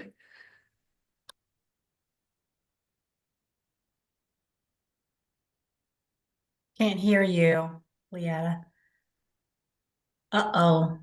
You might have to click the audio selection. There, I hear something now. Yay. Leatta? Oh, nope. Uh-oh. We have to hear what she has to say. I know. I was like, oh, maybe now we need to turn on closed caption. We could. Yeah, the audio in Zoom sometimes messes when you're in Teams, so. But while we're waiting for Leatta, I just. Can you hear me? Yes. Yay. Good? Yeah? Yep. Yep. Yes. Great. Perfect. I was like, that's one of my triggers. I think everything's going fine. It's fine. It's fine. It's fine. It's fine. It's fine. Everything's fine. Everything's fine. That's our thing. We always say it's fine because it is fine. You just have to breathe. Hey, Leatta. Thank you, Cheryl. Take it away. Thank you, everyone. Thank you. Thank you. Thank you. Oh, wait. I got. Thank you. Okay, so are we good? So when Cheryl and I were talking about this, I have an example that I thought I would share, and maybe you could apply it, relate to it in some capacity, whatever branch, whatever spoke of your wheel in your life. If you're ever familiar with foosball, which is the picture shown, you could have one player, you could actually play yourself and run around, but you're trying to get the ball to either end of the goal. And so sometimes I feel like I'm the ball, and some days I feel like I'm the player, like, I got this, I got this. And some days I was like, what is happening? What is happening? There's all these things coming at me and I'm just going around. Does anyone ever feel like that? Some days you're good, some days you have no idea what's happening. Anyone? Mm-hmm. Anyone? Truth. Yes. Thank you. Thank you. So it goes back to what Cheryl was talking about, like your emotions and feelings. How I frame it is when I go through a day, when I'm interacting with different people. It could be my pug Beatrice, who's down here, who wants to be on my lap right now. It could be caregiving for my mother, who had her knee replaced in December, 2 cataract surgeries in December. She met her deductible, and then her knee got infected, emergency surgery, trying to do my job, trying to caregive. I have second employment, right? Like, have we ever felt like there's so much that instead of responding, we're reacting. And that's how I linked it to. I experience emotions, frustration, anger, and I control my feelings. So I can experience emotions using that power of the pause that Cheryl was talking about. I control my feelings. How I do that is I take a moment when something happens. One example, I get an email from someone saying that I'm not meeting their expectations. Immediate trigger for me. I'm not good enough. What am I doing? What did I do wrong? What's happening? If I set my intention, oh, I'm going to listen and learn what they have to say. And there's no labeling. There's no good or bad, right? We do that. When something happens and we like start having like getting sick to our stomach, getting frustrated, we feel flush, we want to leave. For me, those are labels that I have put on an experience. But what's happening in front of us is just a collection of atoms. It's just a person. It's not good or bad. It's just a moment in time. So that's how I have been using when things come at me, which I call kerfluffles. I take a power of the pause. I don't do anything for 90 seconds. It might seem like a lifetime, but it helps like your reptilian brain that wants to fight, flight, fight, flight, freeze, appease. You give that 90 seconds, it gives your body time to go, wait a second. And for your emotional regulation part of your brain to come in, right? So your reptilian brain has an emotion and then you control it with your feelings. So those are some things that I've been working on. My example is what's been happening in the last 11 months, where I thought I was the player and then I ended up realizing I was the ball. And where they were sending me, what people wanted me to do is not where I wanted to go. And that's okay, right? People can have their own agendas, their own ideas. It didn't overlap with what I wanted to do, if that makes sense. So I was having these reactions to someone wanting something different from me that didn't overlap with where I wanted to go. Does anyone ever experience that? Where you think you want to go and what you want to do doesn't align with somebody else. And so you get some conflict, you get some friction. Does anyone ever experience that? Yes. Next slide, Cheryl. So with those in mind, right? You find yourself in a situation where you're like, oh, this doesn't feel well, or I'm starting to get sick, or why am I starting to get pissed off? Like, what is it? For me, in my situation that lasted 11 months, I had a lot of opportunity to figure things out. The first one is like, all right, I'm in a situation, I want to change it. So I made a request to change it. The request was denied. Okay. Well, so I tried to change the situation and it did not work out the way I wanted. So the next option I have is I can adapt and accept the situation, right? Like, okay, what could I do differently? I requested to do this, was told no. Okay. Could I try and adapt, do something different and accept? I tried doing that for a while. And then I was seeing the impact of that, the choices, right? And I put on the screen a board game, right? The choices that we make. Where do we want to go? Where do we not go? The consequences of that from making a decision, not making a decision. I realized it was having me trying to adapt and accept the situation I found myself in, that it was having adverse impacts on other aspects of my life. I didn't want to go out. I didn't want to talk to people. I didn't want to go grocery shopping. I didn't want to do my yard work. I didn't want to empty the dishwasher, like household stuff, like the stuff that you just do. I found myself getting short with my mother, right? So anxiety, depression, like I had no idea until I was like in it, right? And so one of the reasons I share this is when you find yourself in any situation, you can change the situation, you can adapt and accept the situation, or you can leave the situation. Does that make sense to everyone?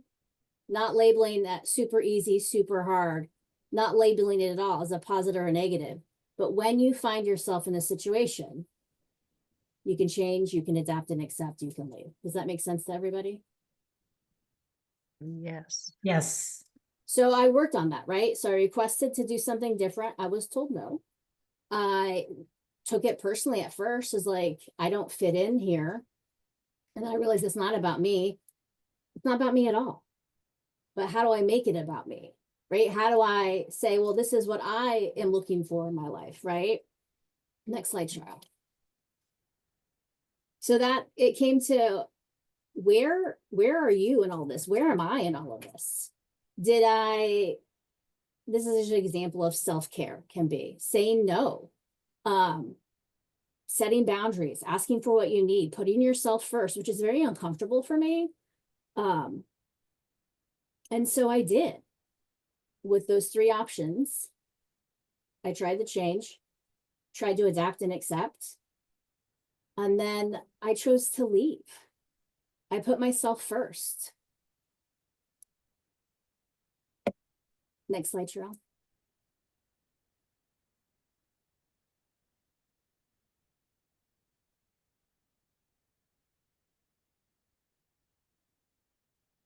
Cheryl, can we do the next slide?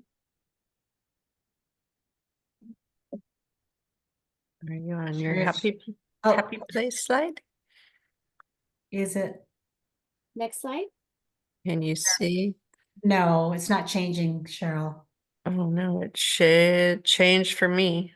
Oh, it says my sharing is paused.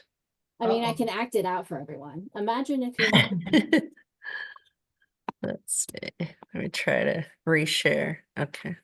That was weird. There we go. So thank you. There's Mhm. some great comments. Thank you, Megan, for putting them there. Self-care is tough when the person that triggers you doesn't recognize the boundaries as your way of protecting yourself, for sure. When I did that, I made it worse because then the person got defensive and like doubled down. So it was like that backfired. Yes. I witnessed. Really backfired. So I put like, where is your happy place? And I put these things because this is everything I did in the course of 11 months, right? Trying to figure out like, to realize and remember that I'm not a problem. I'm not the issue, right? It was communication, management style. No fault or negativity towards the other person, no fault or negativity towards myself. We're just not like, we would not do well dating, right? And that's no one's fault. And trying to put in the effort of, okay, how am I contributing to this? And then I started towards the end of this journey, this 11 months, of saying, why is this happening for me? Like, why is this happening for me? Does that make sense? A lot of times you say, why is this happening to me? I reframed it of, why is this happening for me? Like, why now? Right? It's never a good time to have like drama and kerfuffles come at you, right? And like life-changing things. But why is this happening for me? Just flip the switch in my head going, okay, what do I need to learn from this? With the behaviors and the actions I experienced in the management style, I strengthened other skills. I strengthened other relationships. I started doing I have a 5-year like journal. Can't really see it, but you literally just put a little comment each day. I started doing that. I've had this journal for like 15 years and it's still like mostly blank, but I started it and I have it right here. So if I want like something is like, oh, I just get it out. So I don't do it to the person. So that has helped me. Mood tracking apps. I found like I was all over the place when it dealt with this one person. I was dreading emails, dreading phone calls. That is not healthy. And so by me writing that down of linking, why am I feeling this way, helped me better address so I wasn't projecting onto someone else. I started like scanning my body. I was getting physically ill. Like I was getting sick to my stomach and I was throwing up. That is not normal to throw up because you're worried about talking to someone at work, right? So those are the things I started doing. Self-reflection. I walk my pug Beatrice. who's driving me crazy right now. So I walk Beatrice like 4 times a day. So when I could feel myself getting animated, triggered, frustrated, like checking out, I walk this little stinker and I match her clothes to me when I walk her. So those are things I started doing. I wouldn't have started any of this if I wasn't going through my kerfluffle with somebody else. Does that make sense? So like super frustrating. My hair was falling out. And because of that experience, I'm taking better care of myself. I have identified the triggers. I'm closer than ever with Cheral and I adore her.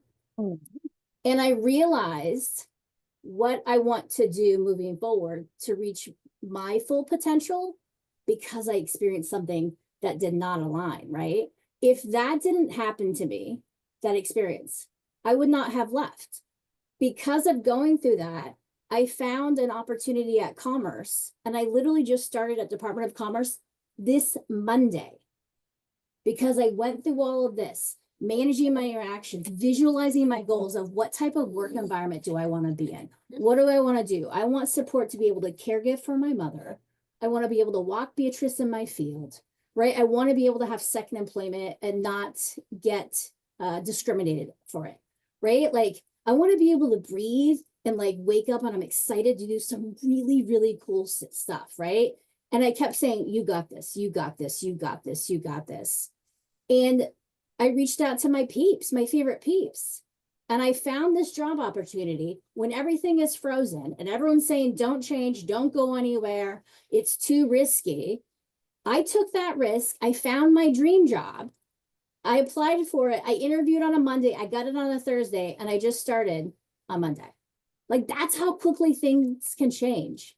If you just make yourself a priority and start thinking like, is this healthy for me? So there's a lot of rambling, but it's like changed the trajectory of my life. Feeling like I was nothing and that I could do no good and that nobody liked me. And like all I heard was complaints and I was a pattern of negativity. Like everything I heard was what I was doing wrong. And I was like, what is happening? To the now getting a new job where my wings are allowed to expand and I can do some really innovative and cool stuff of removing toxics from goods and services, right? Helping you all, engaging with you all in sustainable procurement. What you're doing, like, it's so cool. And I would not be here today if I didn't go through that crap. Yes. So one more slide, Cheral, and then it goes back to Cheral. So with everything we go through and everything that a lot of people don't know, right? Cheral opened up to you about some major stuff. So like her being vulnerable is huge because number one, I respect it and I adore her and I will do anything for her. But you realize how close and how better we are together when we work together and support each other and show that there is not a dividing line between your personal and professional world. Those threads cross over, right? Like we're a tapestry. We're all connected. And so like, what does your fortune cookie say about you? And if you remember anything from today, besides Beatrice, never doubt that you have what it takes to overcome whatever life throws at you. No matter what happens, at the end of each day, you're going to be okay. You're going to be okay. You might not like it, but you're going to be okay. Amen. Good job, Leatta. Thank you. I appreciate you so much too. And she is spot on. If you can ride the ride and do it very consciously and with intention and being aware of those emotions and feelings and attacking it head on appropriately, like she has done, I'm so proud of you. But also, like she said, connecting and staying and getting even closer to those that are in your village, like this chapter is for each other, you'll come through it together on the other side, even stronger and even closer. And then that'll help you move into the future and take on the next thing. So I appreciate you, Leatta. And I also appreciate everybody. My phone is blowing up with everyone reaching out with support and love. So thank you. It means the world. Yeah. And Leatta, if you want to chime in on all the rest of the slides, please feel free. It's you and I together, like always. Okay, next slide, Cheryl. Here we go. Activity time. So now that you've heard some of our journeys of late that have not been easy, but we're getting through it together and with intention and mindfulness, we want to give you an opportunity to pause and reflect, and we want to check in on you and think about some of the things you're going through. So let's see. So first of all, we want to catch up. How am I doing? Again, it's been a rough year from all aspects, let alone what Leatta and I've gone through, and I'm sure others I know are going through things as well, which I've just heard this morning. So I'm thinking of you. So let's check in on you. So the strategy of checking in with yourself is a conscious effort to understand and acknowledge your current state of being. Like, how are you feeling right now? It can involve several practices, like taking a quiet moment to reflect on your feelings, thoughts, etc. The aim is to develop a deeper understanding of yourself, which can help you make decisions that align with your needs and values. And that's what we heard Leatta did. And thank goodness she did that. It changed her whole future. It can be a beneficial tool for managing stress, enhancing emotional awareness, and promoting mental well-being. Yeah, you don't want to get to a place where you don't even want to do the dishes or take your dog out. And so if you don't pause and check in on yourself and realize what is causing this and then do something about it, like Leatta did, then you can get stuck in a cycle. Nobody wants that. It's a quick internal conversation to gauge your emotional and physical state. Ask yourself questions at least once every day. Dig deep and be honest. I'm going to have to do this on this journey for sure. How am I feeling right now? Do I need a break? Do I feel stressed? It's a way to ensure you're not neglecting your needs in the midst of a busy day or trauma or whatever you're going through. It helps you maintain that balanced emotional state for managing the stress and preventing burnout, because you don't want to burn out. And like for me and others, I need to stay strong. So, and everybody keeps saying, you have to take care of yourself if you're going to take care of him. And it's so much easier said than done. You always say, yeah, I will, as I'm not eating, not sleeping, I'm stressing out, crying, freaking out. But this will help me pause and be like, okay, what do you need so that you can be strong? And we do that for our kids. We do that for aging parents. So this is important. So here's our little activity. We just want to check in with ourselves. So take a moment to identify and note, either write it down or mentally note, how are you feeling right now? What's your emotional state today and in this moment?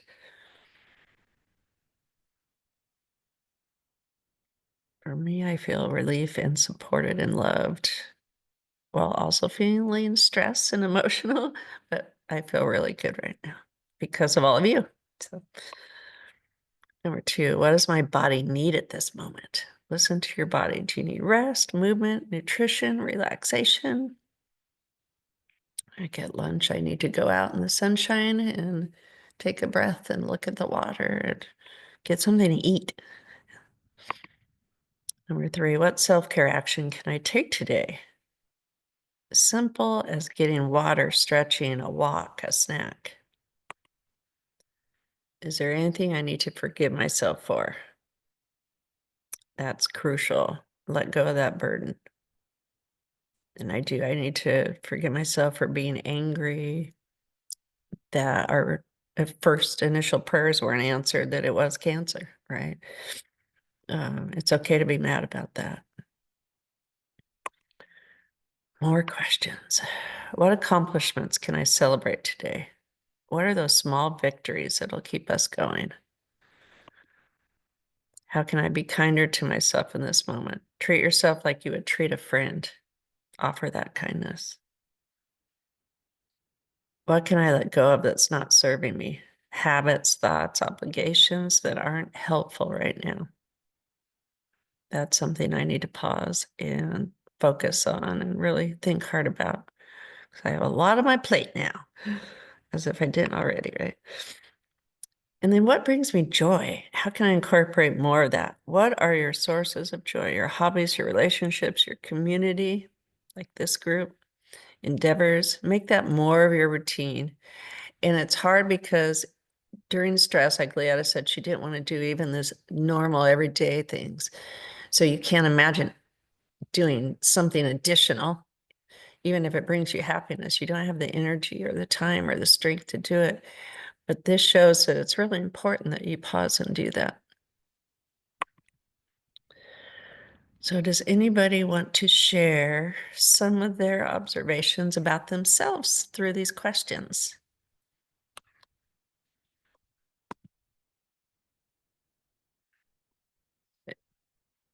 Please feel free to unmute. Yes, unmute, raise your hand. Oops. Yeah, did anybody realize that they need a stretch break or a snack or a drink or need to be kinder to themselves or forgive themselves? Cheryl, I put in the chat, traveling it gives me joy. Yes. You know, we've reached a certain age where it's like, oh, I've been hearing about, you know, the no-go years. I don't want to be in the no-go years and not be able to travel, so I need to go now.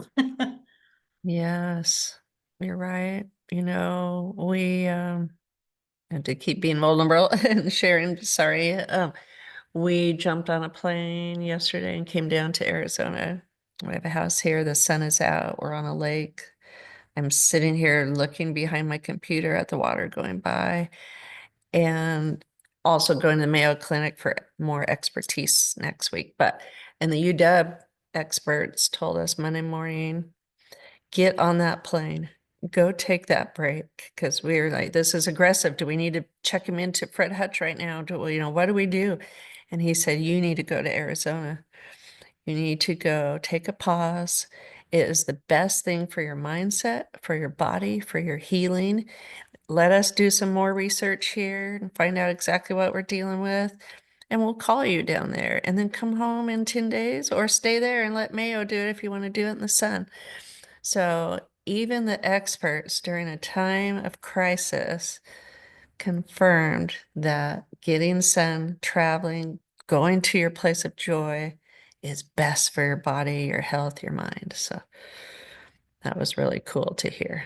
But it was very hard to get on that plane and to come down here at the airport. My husband had a panic attack because he felt like he needed to get back home and be at home with family and with the UW experts. But now today we're in a better place.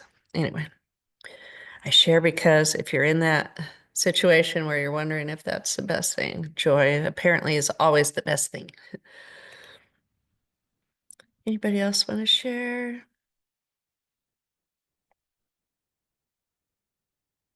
Cheryl, do you mind if I read what's in the chat? Please do. Yeah. I'm not a single screen, so I can't see it. Yeah. No, definitely. Aaron is sharing that he works on giving himself some grace when things don't go as planned. And with Melissa, I remember that it's just an email, not a physical attack when I get stressed about an email. So take a deep breath, drink some water, and answer it when I'm not triggered. Good. With Kristen, she's got some kids. So she just asks her kids for hugs. Oh, nice. Always helps. Right.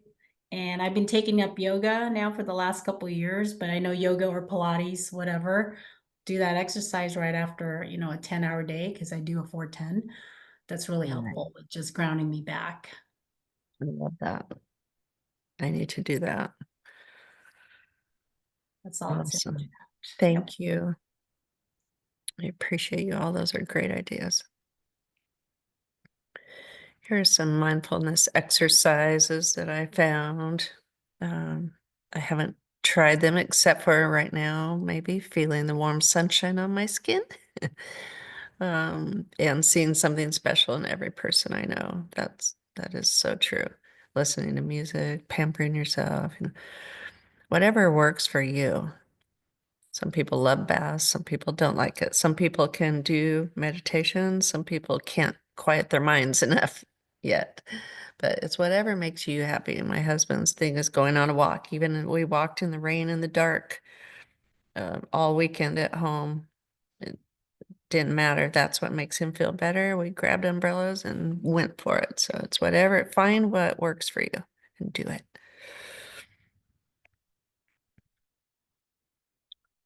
Now we're going to talk about those triggers again that Leatta and I both mentioned, and we're going to do an activity around that.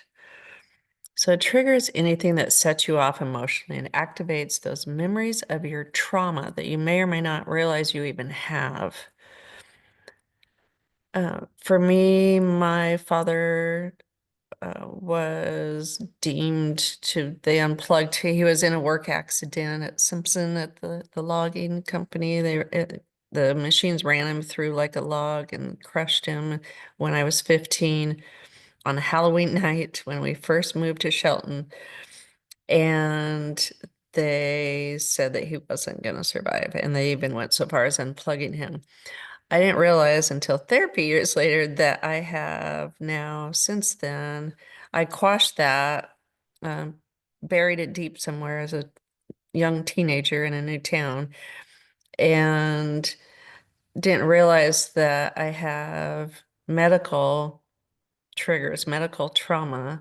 If I hear an ambulance, I can't go to a hospital, I can't see a drop of blood, I can't nothing, and discovered that that's because that incident caused a medical trauma memory in my subconscious that I've lived with the rest of my life. And I didn't realize that. Well, and now my husband going through this, and I've had to be rushed to hospitals, and I've had to, then my friend talking about death, death, death, death, death, and then my husband's next. This is why I said that activated my trigger. I mean, that's not a fun conversation with any family that's going through this. He should have known that. But I recognized in the moment he was being triggered by the loss of his wife. And so these all go back to triggers, and it can be anything like, not feeling like you're good enough, like Leatta mentioned. And then somebody says something to you, even in an email, and there goes that trigger. Oh my gosh, I'm not good enough. And it just spurs this emotional reaction. It can be not feeling heard. It can lack of control or loss of control from something in your childhood or as a young adult at work or whatever that looks like. Anyway, so when those things happen, we revert to the feelings and behaviors we had in that trauma. And that's from A Survivor's Guide, Healing from Trauma. And it's something we don't even think about. I hardly think about. My dad's fine. He pulled through. It was a miracle, they said. And he's fine. And he's 60, even though he's 81, and he's great. So I didn't think I was carrying that around with me. And apparently I am. So we don't even realize it. So something to remember, those examples of what triggers might be. And then let's take a moment to just think about a moment where you might have snapped or lost it. Think about what really bothered you and what was said. Like if somebody said X, what really upset you about that? And was there an underlying thing that might have triggered you? Maybe take a moment, write down some keywords that were said, some feelings that you had in the moment, some thoughts. And if you can think of multiple situations where you felt like you're losing it or snapped or got really emotional, really angry, really upset, is there a pattern? Are there themes or trends across those situations?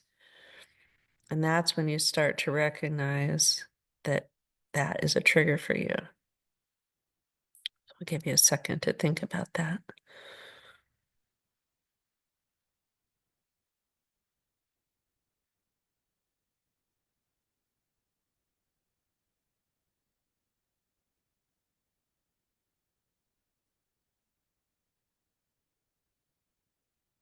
And you got to remember that everybody's unique, and it all stems from what we've been through in life, from childhood through adulthood, from work situations to personal, to relationships, marriages, kids.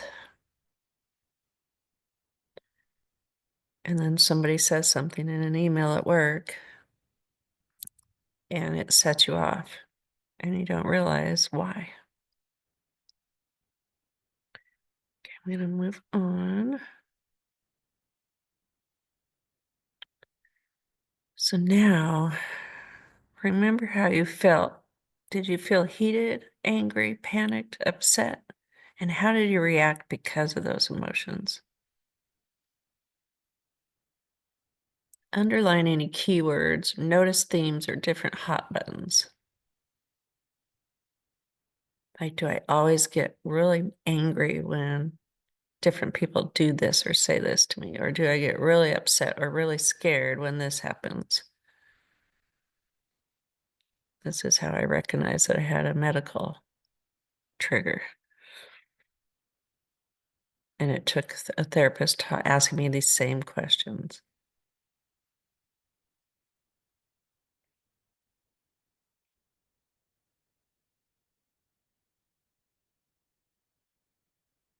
These would be your triggers. If you can take all that information, compile it, and recognize it. And you may have more than just what you just thought of today, but now you know how to be aware of those, to look out for them. If you're in an argument with your spouse or in a work discussion or get an email, you might now recognize, oh, wait a second, that might have just triggered me. And then try to think back on, have you been triggered like that before? And then that'll kind of validate. Does anybody want to share anything that they might have discovered? And I see it looks like we have some more chats. Jenny, if you want to read those. I can see the count, but that's it. Actually, I just put something in the chat. It's more personal. You know, sometimes family members can trigger when you set your expectations so high, like you expect them to do something or help out, and you set it so high, but then they end up disappointing you over and over. And so you're like, okay, I guess I'm going to lower my expectation so I won't get frustrated. Mhm. I can see that. Yeah, and each time it happens, it sparks that again in you. And the more it happens, the more the spark comes. Exactly. I get that. Yeah. Do we have anybody else that wants to share verbally or from the chat? Yeah, so Aaron, piggybacked off my comment. Yes, that is a challenging one for sure. And accepting it can feel like a loss or grief. So true. And then Margaret says, I don't like when people talk with me with a lot of intensity. It makes me feel like I'm being attacked. I don't know the root of this, but I get really defensive and go straight to rage. Mm-hmm. I can see that. It does make you feel like you're being attacked. And one of the other classes I've taught, both at our agency and at Forum, is communication styles. And what I learned from someone at our agency on my team that was very aggressive, and every conversation felt like an attack. And I'm the opposite, and I would immediately go into defense mode also, and thought that they were just mean. And through the communications style process, we hugged it out at the end, because I learned that that was just her style, but she also learned how that might make others feel. So she kind of toned it down a little and adjusted to her audience. But it triggers you. Yeah. Megan seconded that. When someone gets defensive, the second you ask a question. Yes. Right. You're like, I'm just asking a question. Why are you so defensive? It makes you think, what are you guilty of? Or, what's your problem? Right. Yeah. Tone is important. Okay. Well, thank you all. Great shares. So now what? So now we're aware these things exist. What do we do with it? Leatta already shared some great tips. These are some that I found. So stop, drop, and roll response to triggers. Number one, you stop. You stop, take a breath, observe your physical sensations, thoughts, and feelings. Like Leatta said, if you're feeling, You get warm, you get flustered, your heart's racing, you feel angry or upset. Stop and recognize that. And like, I love what she said, wait 90 seconds. And that it's really just a moment in time, and that somebody else is causing this, and try not to let them, because they may not even be intentionally causing it. It's your reaction to what they're doing or saying. So it's about trying to stop your own physical and emotional reaction. And I love what she said too about separating emotions from feelings. And then you proceed with more awareness. So if you're triggered, you may have a smaller window of tolerance in the moment, but by stopping, we're helping the brain move from believing I'm in danger to I'm feeling triggered. Leatta's an expert at that. I have Sure. not mastered that yet. I'm still working on it. You're amazing at that. The one thing with that one is what I do to make sure that like the 90 seconds, the power of the pause, is I have an internal answer and an external answer. And sometimes my internal answer is super inappropriate. So I don't want it to be an external answer, right? So taking that moment to go, do you really want to say that? Do you really, really want to say it? And sometimes I do. And then I have to deal with that. But if you wait that to see if your internal answer and your external answer align, that's what you can go, do you really want to do this? But it gives you that second to go, okay. It's one of the things I think about is wait enough time to see if your internal and your external answer is different. I love that. Thank you, Leatta. I'm going to remember that. Drop. This says when we stop and pause, we give ourselves the ability to become curious about everything, and dropping into the experience of the trigger can help. So that means we ask, what is letting me know that I'm anxious? What messages, what stories, what happens in my body as I think of this story? Are there possible stories that I can ideate that are different? And then what shifts when I tell myself a new story? Do I feel calmer? And I think that all ties to what Leatta was saying also. Do you do this, Leatta? Are you're able to shift? It really depends on the day, right? If I got a good amount of sleep, I drink some water, I remember to eat food, I'm more likely to catch this. But some days it's like dumpster fire. And I go, should I even be working today? Maybe I shouldn't be working. Right? So it's going to vary, but when you check into yourself, you're more likely to catch yourself before you set everything on fire. Yes. Okay. Practice what we preach, right? I can't wait. Rolling. So I thought, what do they mean by this? So it says, once we practice dropping into the emotions, we widen our window of tolerance, increase our ability to tolerate discomfort, and build our capacity for the ability to be aware of our outer and inner worlds simultaneously. That's what Leatta just talked about. Rolling with it, the sadness, the anger, the hurt, gives us the gift of getting to ask these wounds what they need from us. I love that. Consider how they want to be expressed or cared for, how we might relate to them in a new and accepting way, and then ultimately getting to know ourselves through our triggers, which I really have done. And then that helps us learn to respond to them better. It helps them move out of the driver's seat of our lives. It's like, okay, I need to learn to roll. So I think that's what Leatta has done through her journey this year. Right? Like if you don't, with all the stuff Cheryl's sharing with you, if in your life you've only experienced positive, right? No ups and downs.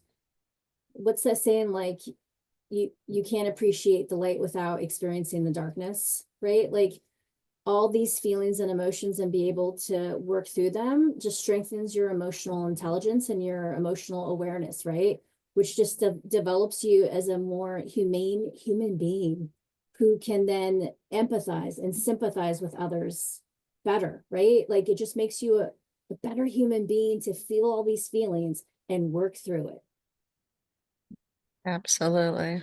And then that all applies at work and in the procurement field so much with our customers and our vendors and our coworkers and our bosses. It's all so important, and our families. So these are some trigger tools that I found: pre-trigger, the during the trigger, and the post-trigger. And I like that it says healing, soothing, repairing. We're going to share this slide deck, make it available so you can have all this.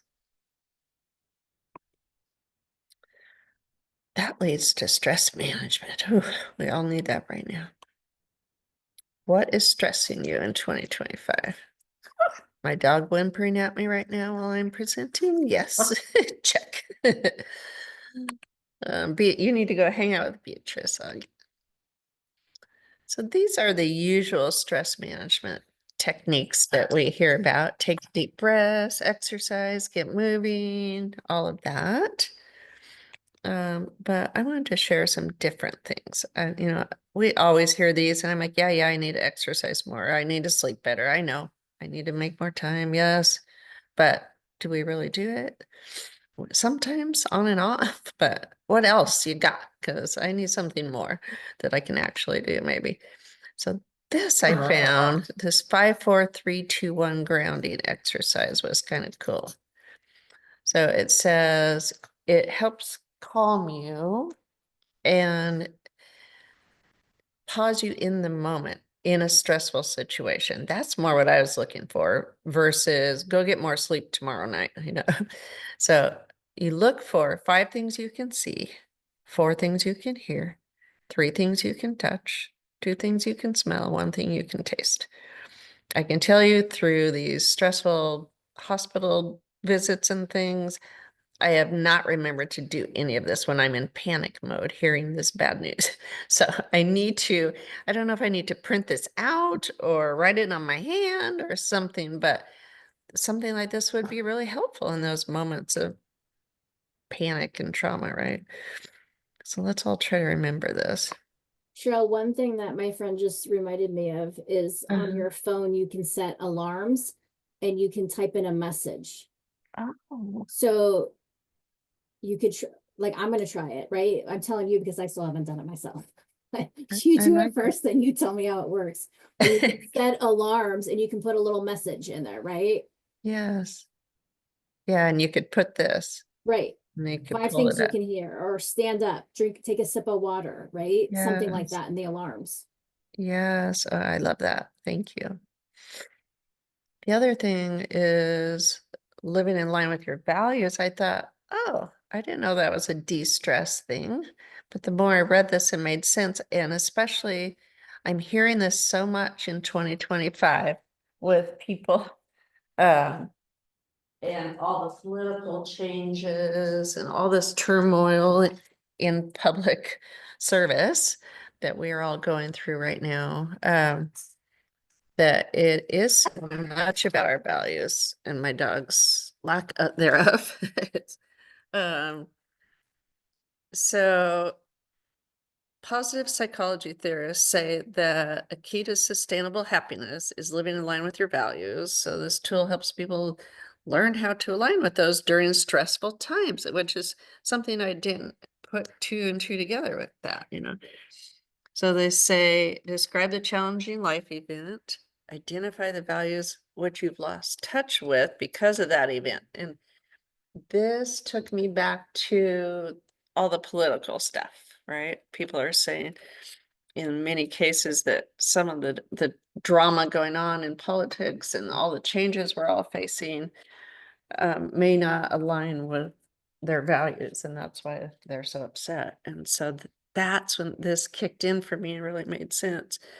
So if you can see which values you've lost because of this stress, and consider what actions you can take to reconnect with those personally, even if you can't change things globally or locally, you can ensure that your own values align with whatever actions you can take to make it better, and then take those actions to reconnect.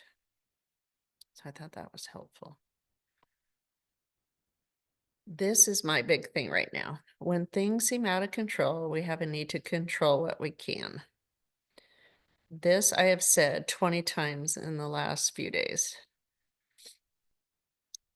And these are some things that you can focus on to help you gain control. The things you can't control, the things you can control. Things in the center, we have control over. Things on the outside, we don't. And that's hard. And we don't have control over cancer. So what I've been doing is cleaning at 4 in the morning because it helps. I'm organizing drawers and doing whatever feels good to me. And that gives me that control and it feels so much better. Retail therapy is another one. What can I buy for my husband that might make him feel more comfortable? That makes me feel so good right now. And organizing.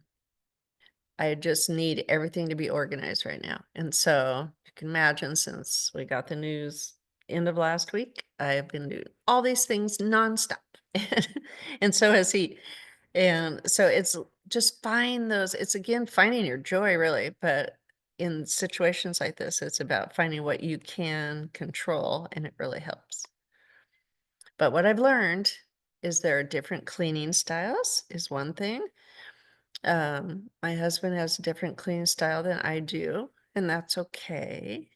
But recognize that. And Jenny, I think of you when you talked about being disappointed with high expectations of kids helping, for example, around the house, or how your husband cleans or how you clean, and us not agreeing on how we should wipe the counters down or do the floors, and or doing a whole room or the whole house.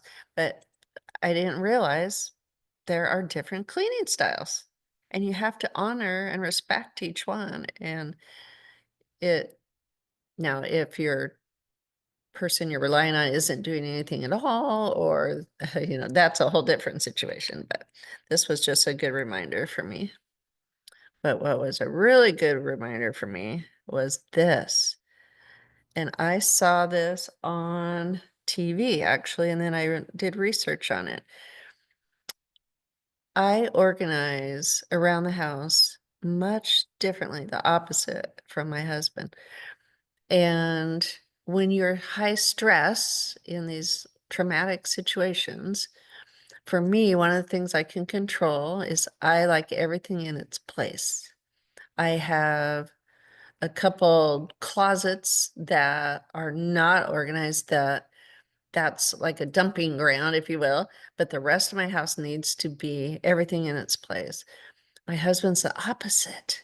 He likes everything out, like every single piece of paper that he has ever needed or will ever need in the future has to all be out on the table or the counter. He likes piles of books everywhere, and it drives me crazy because I like everything in its place. Well, I didn't realize that there's a butterfly, a bee, a ladybug, and a cricket.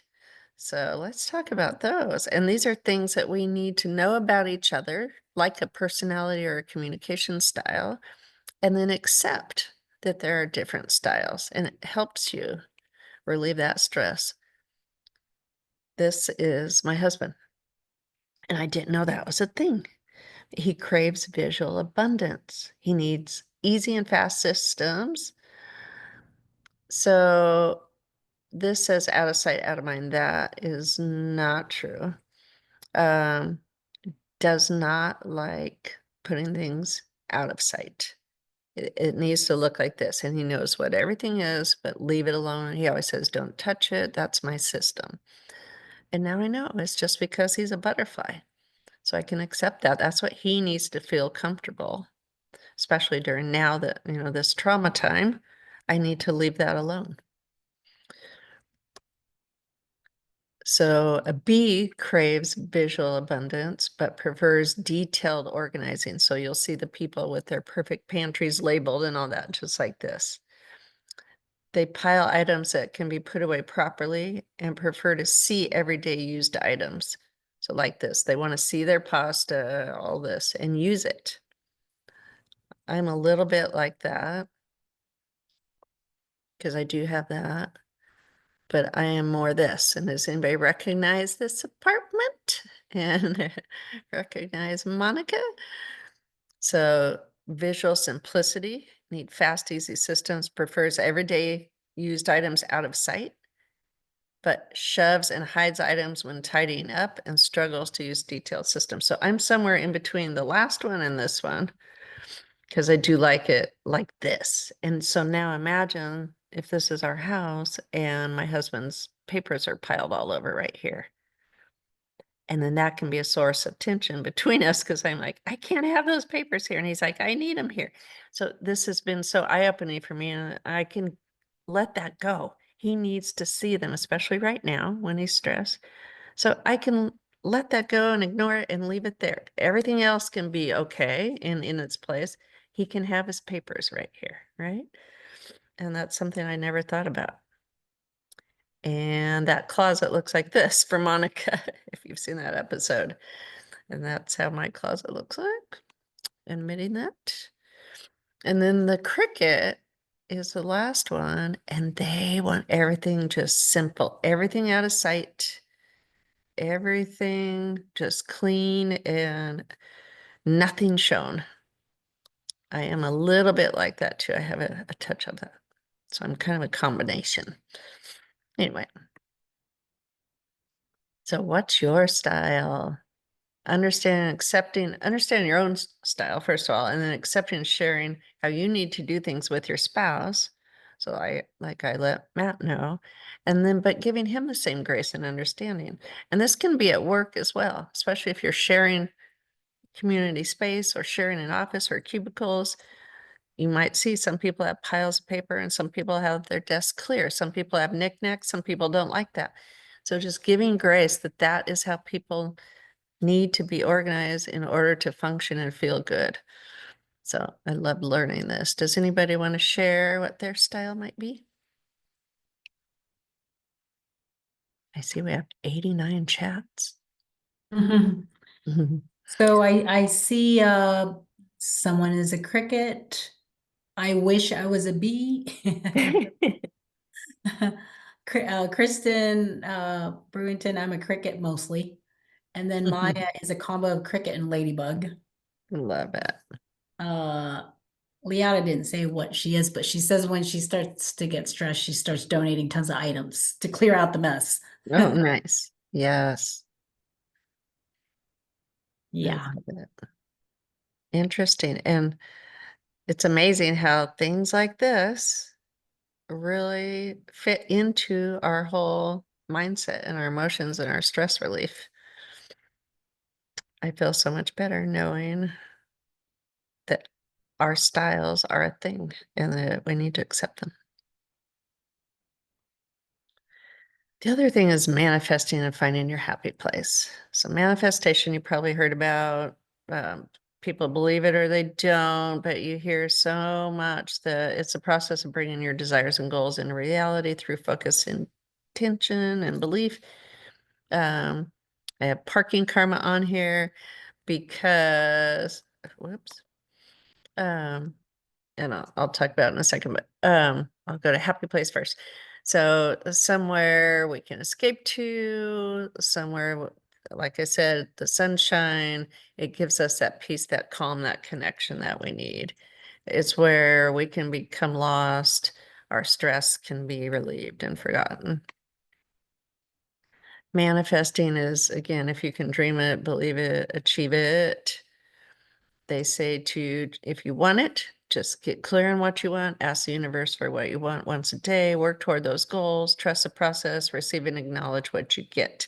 And some people really, really believe this. I have a sticker that says manifest that, SHIT, because it happens. It's amazing. And that's where I said parking karma. My assistant down in San Diego 25 years ago used to say that I had PK. And to this day, my daughter, my friends, my husband says, damn you and your parking karma. And they all say Cheryl has parking karma because I 100% of the time now without even really thinking about it anymore, but I envision that I know that there will be a parking spot next to the front door, even if it's at a huge event where everybody's parked miles away. My husband's always saying, you need to park way back here because there's going to be nothing up front. I'm like, yes, there will. My spot will be waiting. I pull up, it's there next to the door. And my husband gets so mad. I said, I manifest it. I've just always had parking karma. And it's just a simple thing, but it really helps. And so just thinking about whether it's true or not, whether you believe manifesting or not, it happens for me daily. So, and that gives me hope into bigger manifestation, which I'm really focusing on right now too.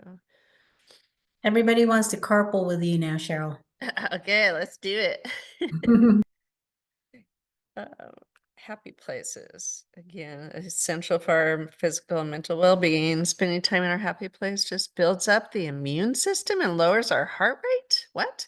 I knew it kept me calm maybe for a minute, made me feel good, but it builds up your immune system. And when we spend time there, it helps our well-being and benefits those around us, probably because we're in a better mood, right? They don't have to be a physical place. It can be a memory you escape to in your mind, an activity you enjoy, a place, a person, anything that brings calm and peace. We should retreat to that place to recharge and reconnect. It really does help your nervous system. It engages that. It's like eating chocolate, and it brings our heart rate back, our best resting rate. It lowers our stress. It lowers your blood pressure, everything. So everybody take a second to find your happy place for a moment. Just think about what, where, who makes you happy and calm, wherever your special peaceful place is. Imagine it completely, that it's around you. And then they say in a stressful time, this is what you're supposed to do. Once you have that special place in mind, bring yourself into the picture. Imagine that you're there in this place, put yourself there, close your eyes if you have to. And just envision the sounds, the sight, the smells, all of that. So Cheryl, Tatiana says Japanese Zen music. The Japanese Yes. for healing, soothing, and meditation. Oh, I love that. Absolutely. All right. Hopefully that takes you to a calm place. It also says take a walk and look at the lovely, peaceful surroundings in your mind or physically if you're, but when you're in the scene, you're living it and you ask yourself, what do you see around you? And then whatever you see, feel, smell, hear, take a moment to enjoy it. Slow your breathing, slow your heart rate, let your body relax, all that good stuff. And then know that you can go back there in your mind whenever you wish, even if you can't be there physically. Ah, yes. Okay. Well, that is all for today. Think of this happy place right here. And Leatta and I thank you guys so much. Hopefully this was helpful and not too personal for you, but we really think that it helps to share our personal journeys to help you open up in your own mind and your own emotions and understand our examples. And so you can learn from that and find your own. And hopefully this was good. So thank you. Any questions? It's great, Cheryl and Leatta. Great partnership. I think it's the message that folks are needing, especially, with what's going on lately. So thank you for that. Thank you for, I wasn't sure when I was hearing about Matt. I was like, is Cheryl gonna make it? Oh, thank you. I wasn't sure either, and I got in bed at 3 a.m. this morning, but I thought I need to do this for all of you. It just reinforced it. No matter what I'm feeling today, I need to be here for you. And it's good for me too. It's therapeutic. So thank you. Thank you. And I get really emotional because, I lost my dad in December, but like Cheryl's checking in on me. And so I'm trying to do the same for her. So thank you, Jenny. I'm so sorry. Cancer needs to go away. Yeah. A few more folks, I'm sure also. I'm going to turn off my camera for a second, but thank you for this. I will now reshare my screen and make sure that, okay, here we go. All right. Before we go to this next slide, does anyone have any questions for Cheryl? I would like to give you guys that space since they did get done a little early. Feel free to unmute.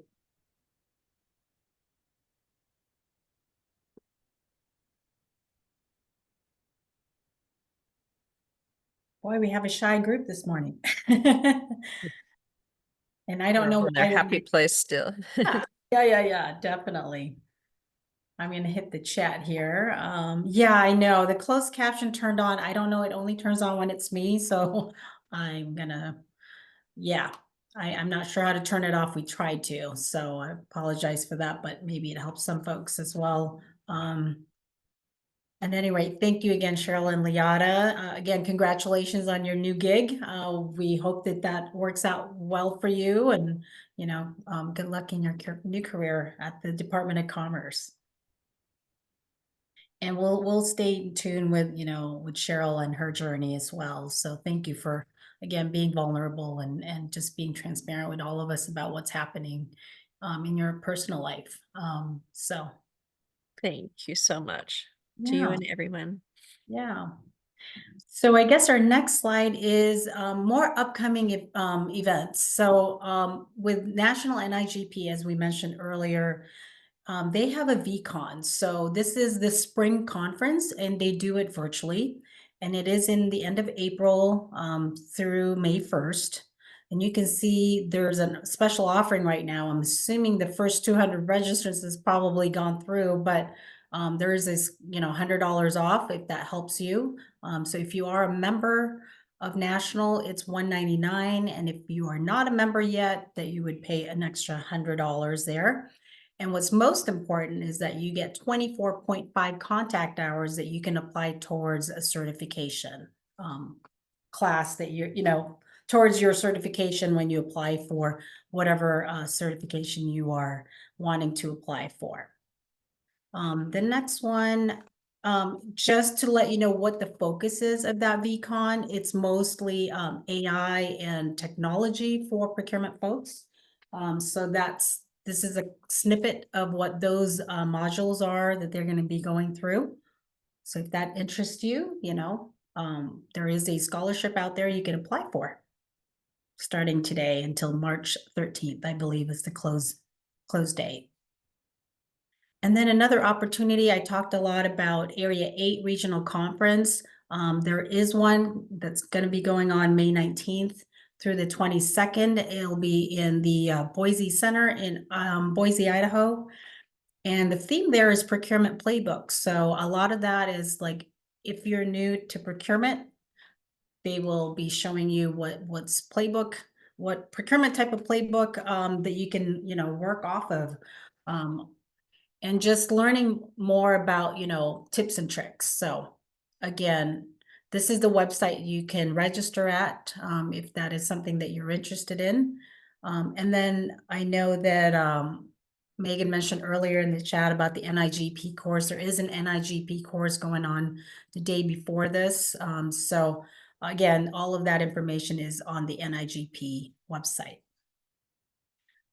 This is just a screenshot of an email that went out on Monday calling out for scholarships that is being available right now through NIGP.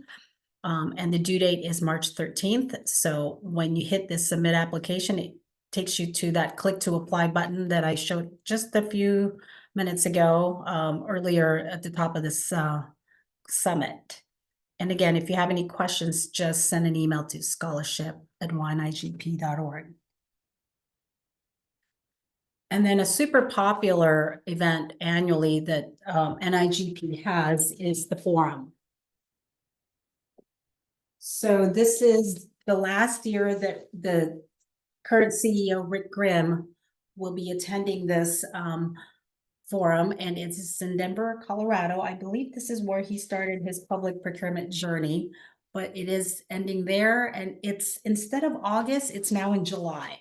So just note that the date has moved up a whole month for forum. And so the registration is now open.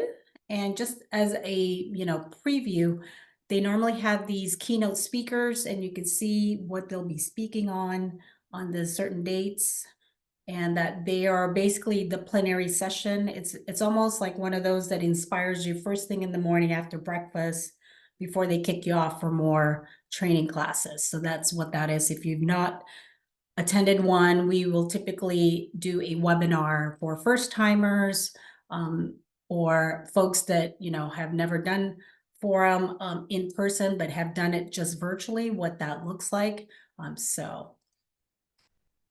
And then I see something in the chat. Is there a question in the chat? I just want to make sure I go through this next slide. Feel free, one of the board, to interrupt me after I do this slide. But these are the prices for the early bird special. After a certain date, it's going to go up. Basically, late registration is June 20. Well, that's super late registration is June 27th, but you need to just sign up a lot earlier versus a lot later, because it's going to cost you more money. But I know folks' budget are also in different cycles. So this is basically the price difference between an in-person in Denver versus the virtual. And when somebody did ask, do you anticipate that there will be less attendance due to the government freeze? I guess only, boy, I don't know if I have an answer to that. All I know is, at least I can speak for my entity, we were approved one out of state travel. It was approved, and as far as I know, I've already paid for my registration, so I'm definitely going.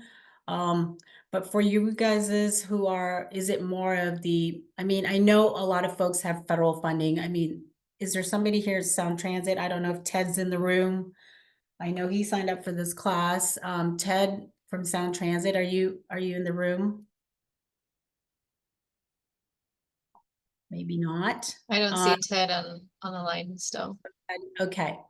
So yeah, that's a great question. And I think it's just one of those we may just have to wait and watch, right?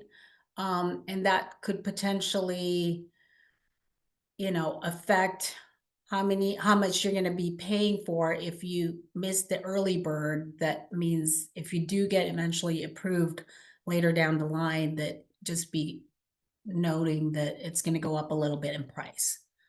But the virtual is probably going to blow up because that means there's no travel, right? But it's not the same.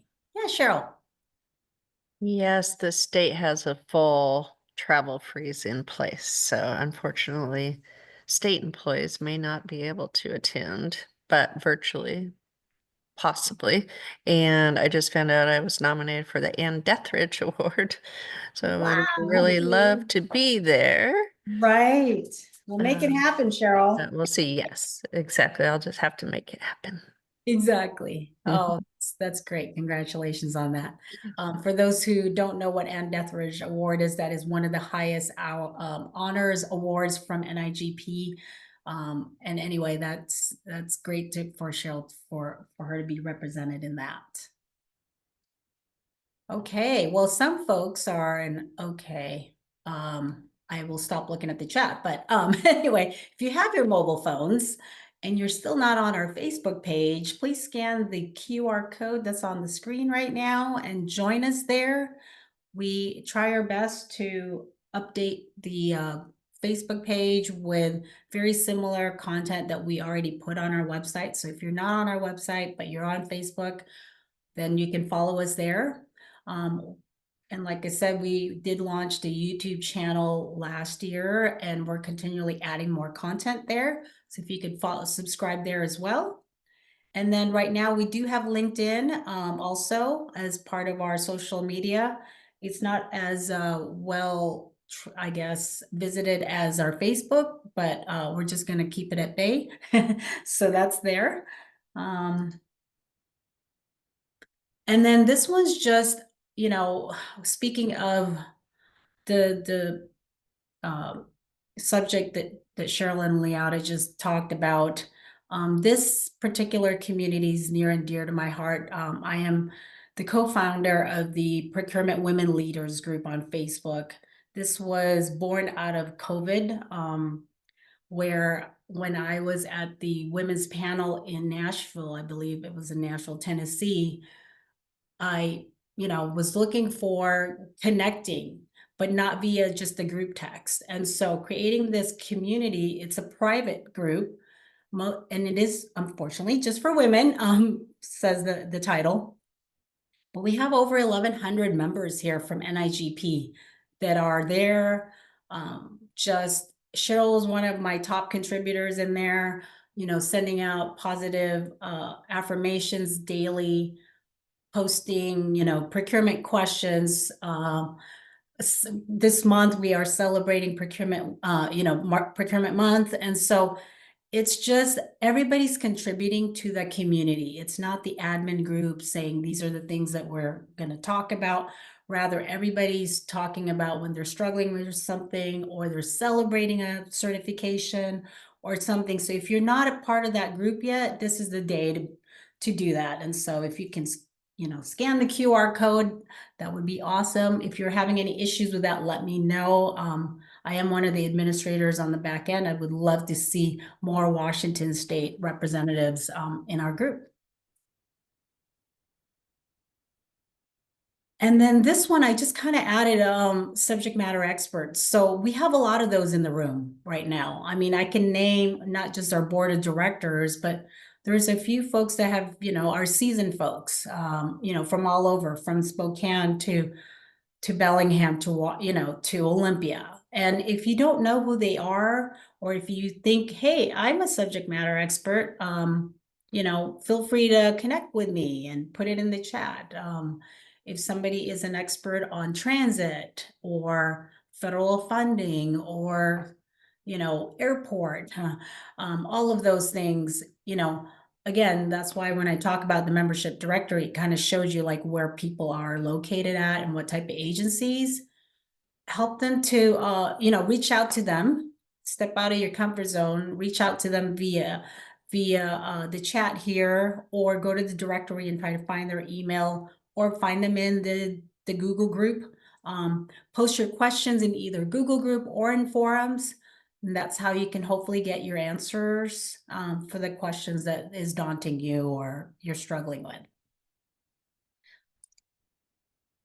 And then this one here, this is Pavilion, which is basically a shareable public entity contracts for anything under the roof, literally. And for those who are NIGP members, this is something that you can use. I mean, you can use it now, really. This link will take you there, but they will be doing, and I don't have a date yet, and I know Maya, you're in the room. She is talking with Pavilion about potentially doing a lunch and learn session with them. So more to come on that. That unfortunately, I think we're pretty good with our lunch and learns, and Connie can correct me if I'm wrong, but chances are that lunch and learn might not be till 2026. Unless something frees up, but I am scheduling one for the Washington Public Courts Association. So if that's something you want to look at sooner than when we're able to do so with our lunch and learn, or a separate, let me just shoot me an email. I'll drop my email address in the chat, and I can at least invite you to the one for the WPPA. Yeah, definitely. Yes, I see Melissa has posted Pavilion is fantastic, and they're working with them on custom landing page for, remind me what BTC stands for, Melissa? Is it Ben Franklin? No. Bellingham Technical College. Oh, Technical College, correct. Thank you so much. It was nice to meet you today. All right. Any questions from this morning to, mid-morning? This is a time, we have some SMEs in the room. What is something that you're like, you talked about that certain slide, but I still have a question.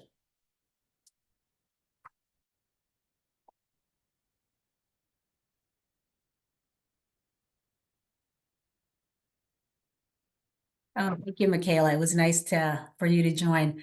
Any questions on the website that you guys are like, can you show that again? Because I really didn't understand what you just talked about.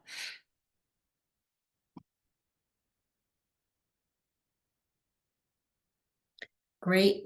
It's very silent. I think that means a lot of people are ready for lunch. With that, I am going to go to our last slide. So we're actually going to end here a little early, but I'll linger, some of us might linger here a little bit. And they would definitely want to do a one-on-one. But again, encourage your colleagues in procurement to join us if they are not yet in our membership. Stacy Sappington is our membership secretary, and she would definitely love to have them join us. We want to hear from you, whether when we ask you for a survey, or we're definitely going to send you a copy of your certificate of attendance today for folks that were here for majority of the day. A copy of the presentation will be made available by the end of the day. So watch out for an email on that. And then stay involved in the chapter. There's just so many opportunities, right? Like you can join, we hands all that, like today with the technical difficulties, everybody just jump in and help. That's just how we are in this community. And I'm so grateful for that. So blessed to have each and every one of you. And with that, I'm going to stop sharing here. Hey, Jenny, there's a question in the chat. Does the new site keep track of classes, or is that just the national?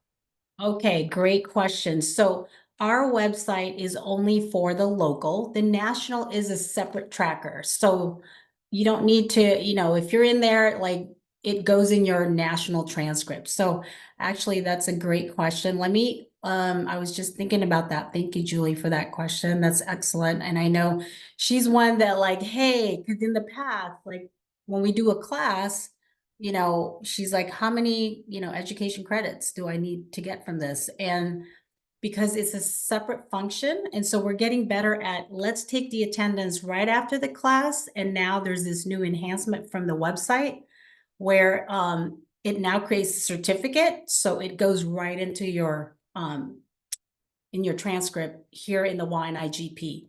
But one thing I did want to share, that popped up during my session today on the certification is the learning. So if you're in NIGP and the pathways, there are mentions of personalizing your learning paths.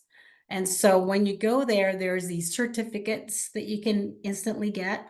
There's also designations that you can obtain and specializations. So when you have a moment, I would go through each of those and figure out, okay, what does this all mean? Is this something that I should be doing first before I even pursue my NIGP CPP or CPPB? So like I'm in my profile right now, right? So this is my national.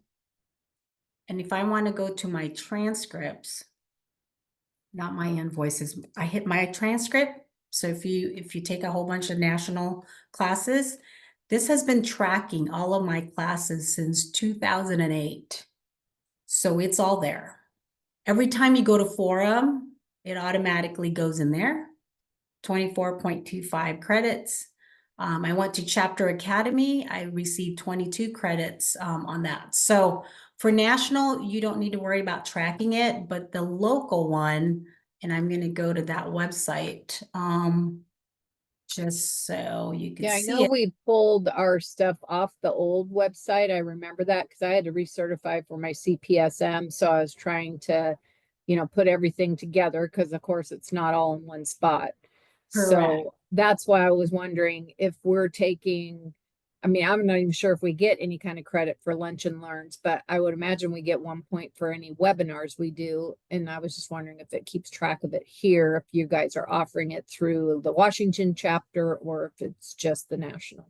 Yeah, no. So the national, like I say, is separate for the local one. It is not right now. And this is what I'm trying to convey to our committee is for us to take attendance, it needs to be done within 90 days of the event. If we fail to do that, it drops off the system. And now you have to do that manual, like, hey, I know I signed up for that class. And then we'll teach you like how to input that on the back end here and then submit it. And then somebody from the back end will now approve it. Then it goes into your transcript. So even for myself, and I'm going to click the event history. This is kind of like, well, actually, this is not my transcript, but these are all the events that I signed up for, but not necessarily I have a certificate for or a credit. Right. So what we Because probably we should get a couple credits for this thing today, right? Yes, you are. Yeah, Yeah. definitely. You're going to And- get 1.5. And that is coming. The email will send you, so right after this session, which is great, we will take the attendance and then it would show up on your transcript and then we'll send you an email that says, hey, here's your certificate of attendance. And then when you go back in there, you would be able to see it. So Okay. that's an enhancement that we're excited for. But yeah, it's definitely, yeah, this is my transcript right here. I went to points tracking and this is what it's supposed to look like, which is a very similar look and feel. I know I took more classes in this, right? But again, this is such a new system that if we weren't staying on top of it, like I only have one lunch and learn. And I know I've taken more than that. So I would have to go back to my profile, like which ones did I register for and then submit it. We do have instructions for those. I will email them at a later time because I feel like that is kind of where we're at. But we're doing our best moving forward to just take the attendance diligently after a class so that you guys don't have to worry about it. Like it would just Okay. automatically. So I hope that helped. Okay, thanks.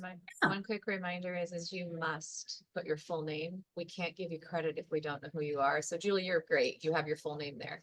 But for those of you who have an initial and a last name or just initials or a nickname, we don't know who you are. You won't get credit for this class. So please make sure before you leave to go ahead and get your name changed. Click on your profile or on your picture and change your name. So we have your full name to give you credit. Great. Thank you for that reiteration, Maya. And I also see Megan's comment in the chat about if you have any specific questions on national course. She is one of the instructors, Victor Lemer, who's teaching right now in the other Washington. And Teresa Teschlag is are also instructors, so they can answer questions for you if you have any other questions on that. Okay. I hope you found everything that we've presented to you helpful. We hope to hear more of you in the volunteer space. Is Brianna in the room? I just want to do a shout out, Brianna. You did a great job with recapping your emerging professional. We are needing an emerging professional member. We would love to have you join us there. We meet monthly and we do we're trying to do quarterly planning for our events for a roundtable. So if you are, shoot me an email. Cheryl and I are at emerging@ynigp.org.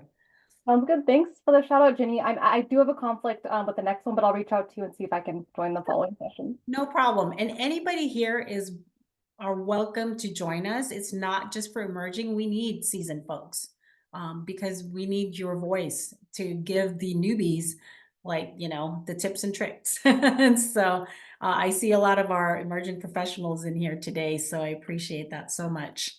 And with that, I think we can stop the recording, Kristen.